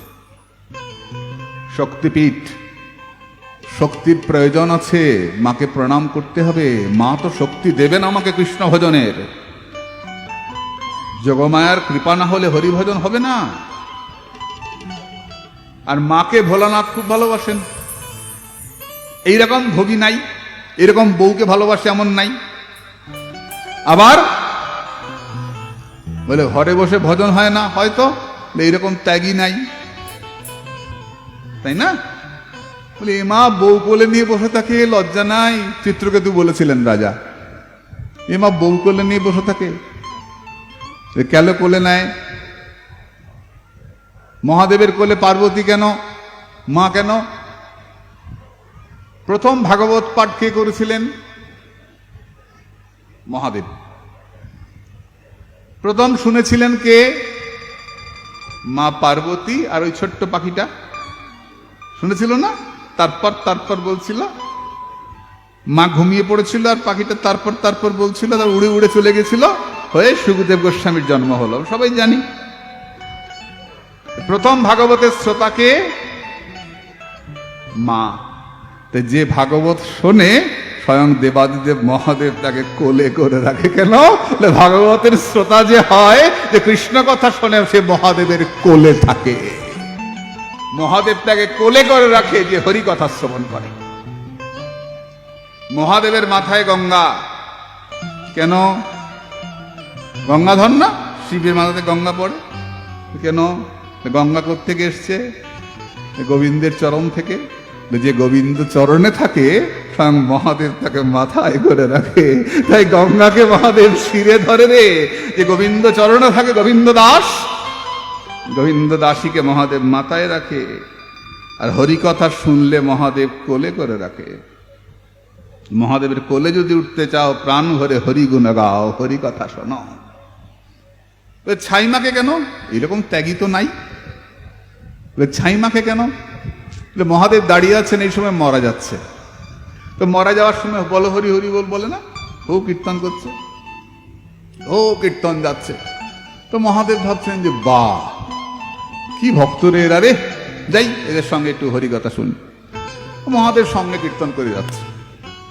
তো শ্মশানে গেছে, শ্মশানে গিয়ে মরাকে তো তুলে দেওয়া হয়েছে, চিতায় তুলে দেওয়া হয়েছে। এবার গিয়ে একটু দূরে গিয়ে সবাই বসেছে। তো ভোলানাথ ভাবছেন যে যাই ওদের সঙ্গে বসে একটু ইষ্ট গোষ্ঠী করি, হরিকথা। মহাদেব চুপ করে পেছনে বসছেন, যে কিন্তু কি বলে, ও মা, চিতায় তুলে দিয়ে ওখানে গিয়ে বসে সব একজন আরেকজনকে বলছে, ধুর আমি কি আসতাম নাকি? আরে আমি আসতুম নি তো, আমার দোকান খোলা রয়েছে, আসতে হলো পাড়ার লোক। বলে আরে আমি কি আসতুম নাকি, মামার ছেলে, মামাতো ভাই, এই সব নিয়ে আলোচনা হচ্ছে। মা হরিনাম আর কেউ করছে না, দূর এদের জন্য আমি এলাম, তাহলে কি করি? বলে যার জন্য হরিনাম শুনলাম ওর কাছে যাই। মহাদেব চিতার কাছে গেছেন, গিয়ে দেখছেন চিতা পুড়ে ছাই। যা, লোকটা তো নাই। বলে ভক্ত না থাক, ভক্তের ছাই তো আছে, এসো ভক্তের ছাই গায়ে মাখি। মহাদেব ওই সর্বাঙ্গে ওই ভক্তের ছাই গায়ে মাখছেন রে। যে কোনো ছাই গায়ে মাখে না মহাদেব, ভক্তের ছাই গায়ে মাখে। যার জন্য হরিনাম শুনেছেন মহাদেব, সেই ভক্তের ছাই গায়ে মাখেন। মহাদেবের মতো গৃহস্থ নাই, সংসারে থাকো, স্ত্রী পুত্রকে ভালোবাসো।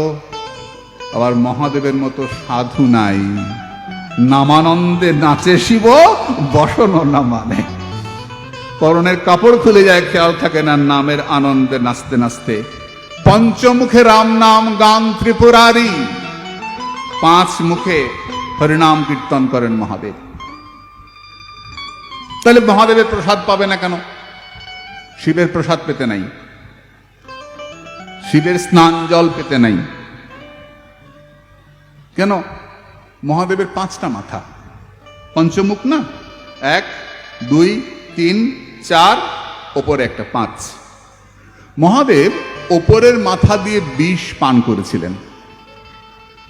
ওপরে একটা মাথা আছে, পঞ্চমুণ্ড শিবলিঙ্গ দেখেছেন আপনারা? কাশীতে আছে। আমি কদিন আগে গেছিলাম উজ্জয়িনীতে, ওঙ্কারেশ্বরে একটা দোকানে বিক্রি হচ্ছিল। আমার কি লোভ হচ্ছিল কিনে আনার জন্য, অনেক দাম, ভারী সুন্দর পঞ্চমুণ্ড শিবলিঙ্গ, 5টা মাথা। শিবলিঙ্গ বলে তো শিবের লিঙ্গ তো নয়, শিবের চিহ্ন। অসভ্যরা আমাদেরকে বলে হিন্দুরা শিবের লিঙ্গের মাথায় জল ঢালে, শিবের লিঙ্গ পূজা করে। ওরা তো লিঙ্গ মানে পেচ্ছাপ করার জায়গা ভাবে, আর আমরা লিঙ্গ মানে চিহ্ন, লিঙ্গানি, চিহ্নানি। লিঙ্গ মানে জেন্ডার, পুংলিঙ্গ, স্ত্রীলিঙ্গ, ক্লিবলিঙ্গ। শিক্ষিত মানুষরা জানে লিঙ্গ মানে চিহ্ন, শিবলিঙ্গ মানে শিবের চিহ্ন, নারায়ণ শিলা মানে নারায়ণের চিহ্ন, অখণ্ড মণ্ডলাকারং ব্যাপ্তং যেন চরাচরং গোল, নারায়ণের চিহ্ন। শিবলিঙ্গ মানে শিবের চিহ্ন, পেচ্ছাপ করার জায়গা নয়।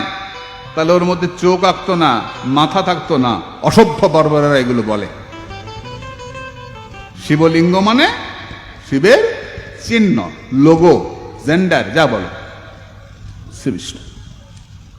তো শিব এই ওপরের মাথা দিয়ে বিষ পান করেছিলেন। তো ওখানে জল ঢালা হয়, তো বিষ ধোয়া জলটা পড়ে, ওইখানে ভোগ দেওয়া হয়, ফল টল তো ওপরে দেওয়া হয়, তো ওখানে বিষ লেগে যায়। ওই জন্য শিবের প্রসাদ সরাসরি পেতে নাই, ভগবান গোবিন্দের প্রসাদের সঙ্গে মিশিয়ে পাওয়া যায়, অথবা ভগবানকে দিয়ে বৈষ্ণবরা শিবকে দেন, সেই প্রসাদ গ্রহণ করেন। শিব পরম বৈষ্ণব, আমাদের ভারতবর্ষের আদর্শ দেবাদিদেব মহাদেব। ওই রকম ভোগীও পাবে না, ওই রকম গৃহস্থ নামানন্দ ভোগ করে চলেছেন, নামের আনন্দে আছেন, ওই রকম গৃহস্থ পাবে না, ওই রকম ত্যাগই পাবে না। ত্যাগ করে সম্পূর্ণ ত্যাগ। যখন আনন্দে বউ নিয়ে থাকে, সম্পূর্ণ আনন্দে আছে, বউ কোলে নিয়ে বসে আছে। ক্ষমা, আমাদের জন্য বিষ গ্রহণ করেন যে ঠাকুর, তার নাম দেবাদিদেব মহাদেব। তপ্পন্তে লোকতাপেন সাধব প্রায়শো জানা। সাধুর এটা স্বভাব, অন্যের দুঃখ সাধুর মনকে পীড়িত করে। তাই সাধু এটা করেন। কার কাছ থেকে শিখব? গাছের কাছ থেকে শিখব। সাধু শুধু নিজে খাবে, নিজে মন্দির বানাবে, নিজে আরাম করে থাকবে, অন্যের দিকে তাকাবে না, তা হবে না। উদার চরিতানন্ত বসুধৈব কুটুম্বকম। যারা উদার চরিত্রের মানুষ হয়, তাদের কাছে সমস্ত পৃথিবীটাই আপন হয়। স্বার্থপর ব্যক্তি শুধু মনে করে একটা ফ্ল্যাট হবে আমার, একটা গাড়ি আর একটা কুত্তা থাকতে হবে। কুত্তা তো থাকতেই হবে, নাহলে আধুনিক হওয়া যাবে না। বাড়িতে কুকুর পুষিস তো মা? পুষবি না? হ্যাঁ পুষবি।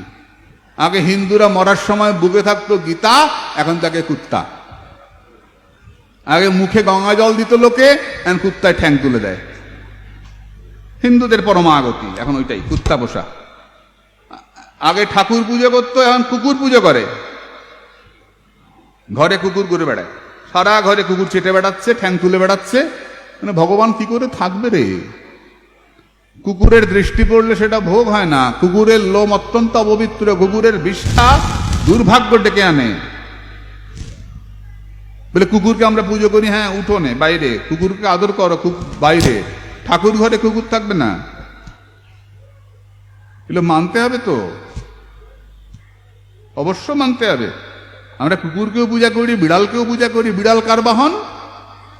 ষষ্ঠীর বাহন। বিড়ালের দুধ থেকে খুব ভালো ঔষধ তৈরি হয়, হোমিওপ্যাথিক ঔষধ, নামটা মনে নাই আমার, জানতাম। বিড়াল ষষ্ঠীর বাহন। বিড়ালের লোম থেকে অনেক ভালো, গর্ভবতী রমণীর কোমরে রাখলে সন্তান প্রসব হয়, শুভ হয়। কোন ভালো ভালো কথা আছে বিড়াল সম্পর্কে। বিড়ালের মতো মা হতে হবে জগতে, এই জন্য বিড়ালকে আমাদের মা রাখা হয় ঘরে। ষষ্ঠী বলা হয় কেন বিড়ালকে? ঠাকুর রামকৃষ্ণ বলছেন, বাঁদরের বাচ্চা হোস না, বিড়ালের বাচ্চা হোস।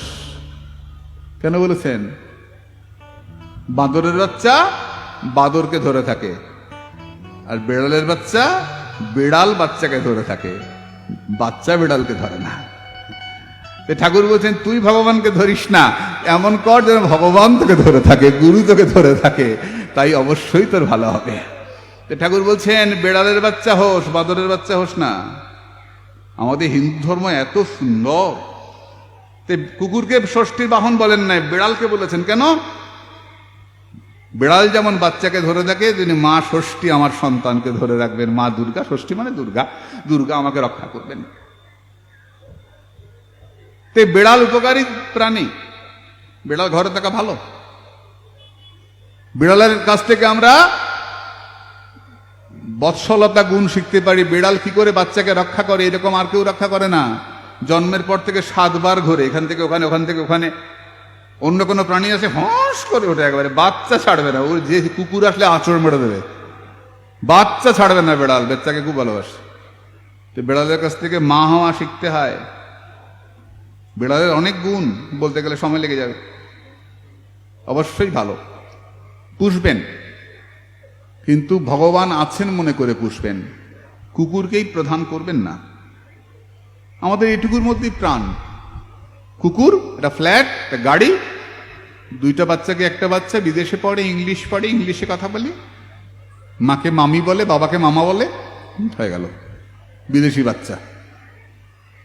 এটা করবেন না। বাচ্চাকে মা বলতে শেখান, বাবাকে বাবা বলতে শেখান। যুগ যুগ ধরে মাকে মা বলে আসলাম, এখন মা মামি বলে। এখন তো বাবাকে মামা বলবে তো নাকি নাকি বলবে? বাবাও মামা হয়ে গেছে। কি বলে? ডেড, মানে জ্যান্ত বাবাকে মেরে ফেলে, ডেড বাবা। ভয়ঙ্কর ব্যাপার, করাবেন না এগুলো। মাকে মা বলে কাঁদতে শেখাবেন, ডাকতে শেখাবেন, বাবাকে বাবা বলবেন। নিজের ধর্মকে রক্ষা করুন। বিদেশের কাছ থেকে ধার করলে আর আলাদা কিছু হয় না। ওই খ্রিস্টানরা বলে বলে আমরাও বলবো? কেন বলবো? আমাদের হিন্দুদের কিছু নাই, ওদের কাছ থেকে নিতে হবে কেন? আমরা সবসময় এই যে পদলে হন, ওদের কাছ থেকে পা চেটে নিতে হবে কেন? আমাদের বলার কিছু নাই। কই আমাদেরটা ওরা শেখাতে পারছি না তো। দুর্ভাগ্য আমাদের। কি করব আমরা? নিজেরা ভালো থাকবো, সবাইকে ভালো রাখবো। তপ্পন্তে লোকতাপেন সাধব প্রায়শ জানা। অন্যের দুঃখ আমাদের মনকে দুঃখ দেবে, সাধুকে দুঃখ দেবে, এবং অন্যের উপকারের জন্য সাধু ঝাঁপিয়ে পড়বে। তবে সে সাধু। অনেক বড় দাড়ি, মাথা নেড়া, এটা সাধুর লক্ষণ নয়। ভালোকে ধরাটাই সাধুর লক্ষণ। সারা সার বিবেক চতুর ইতি সাধু। কোনটা অসার, কোনটা সার? অসার সংসার, সার ইষ্টচরণ। যিনি ইষ্টচরণকে সার করেন তিনি সাধু, কৃষ্ণচরণকে সার করেন তিনি সাধু। আর সবার মধ্যে আমার কৃষ্ণ আছেন একথা জেনে যে সবার সেবা করে সে সাধু। যে সাধে সে সাধু, আর যে অন্তে পৌঁছে গেছে সে সন্ত। কেমন? এই বৃক্ষের কাছ থেকে আমরা পরোপকার শিখব। এরপর রইল বাতাস, আকাশ। মহাপ্রভুর কৃপা হলে আগামীকাল আমরা এ প্রসঙ্গে আস্বাদন করব। এখন আরতি হবে, আরতির পরে আমরা আনন্দ করব, করে ফিরে যাব। নিতাই গৌর সীতানাথ প্রেমানন্দে হরি হরি।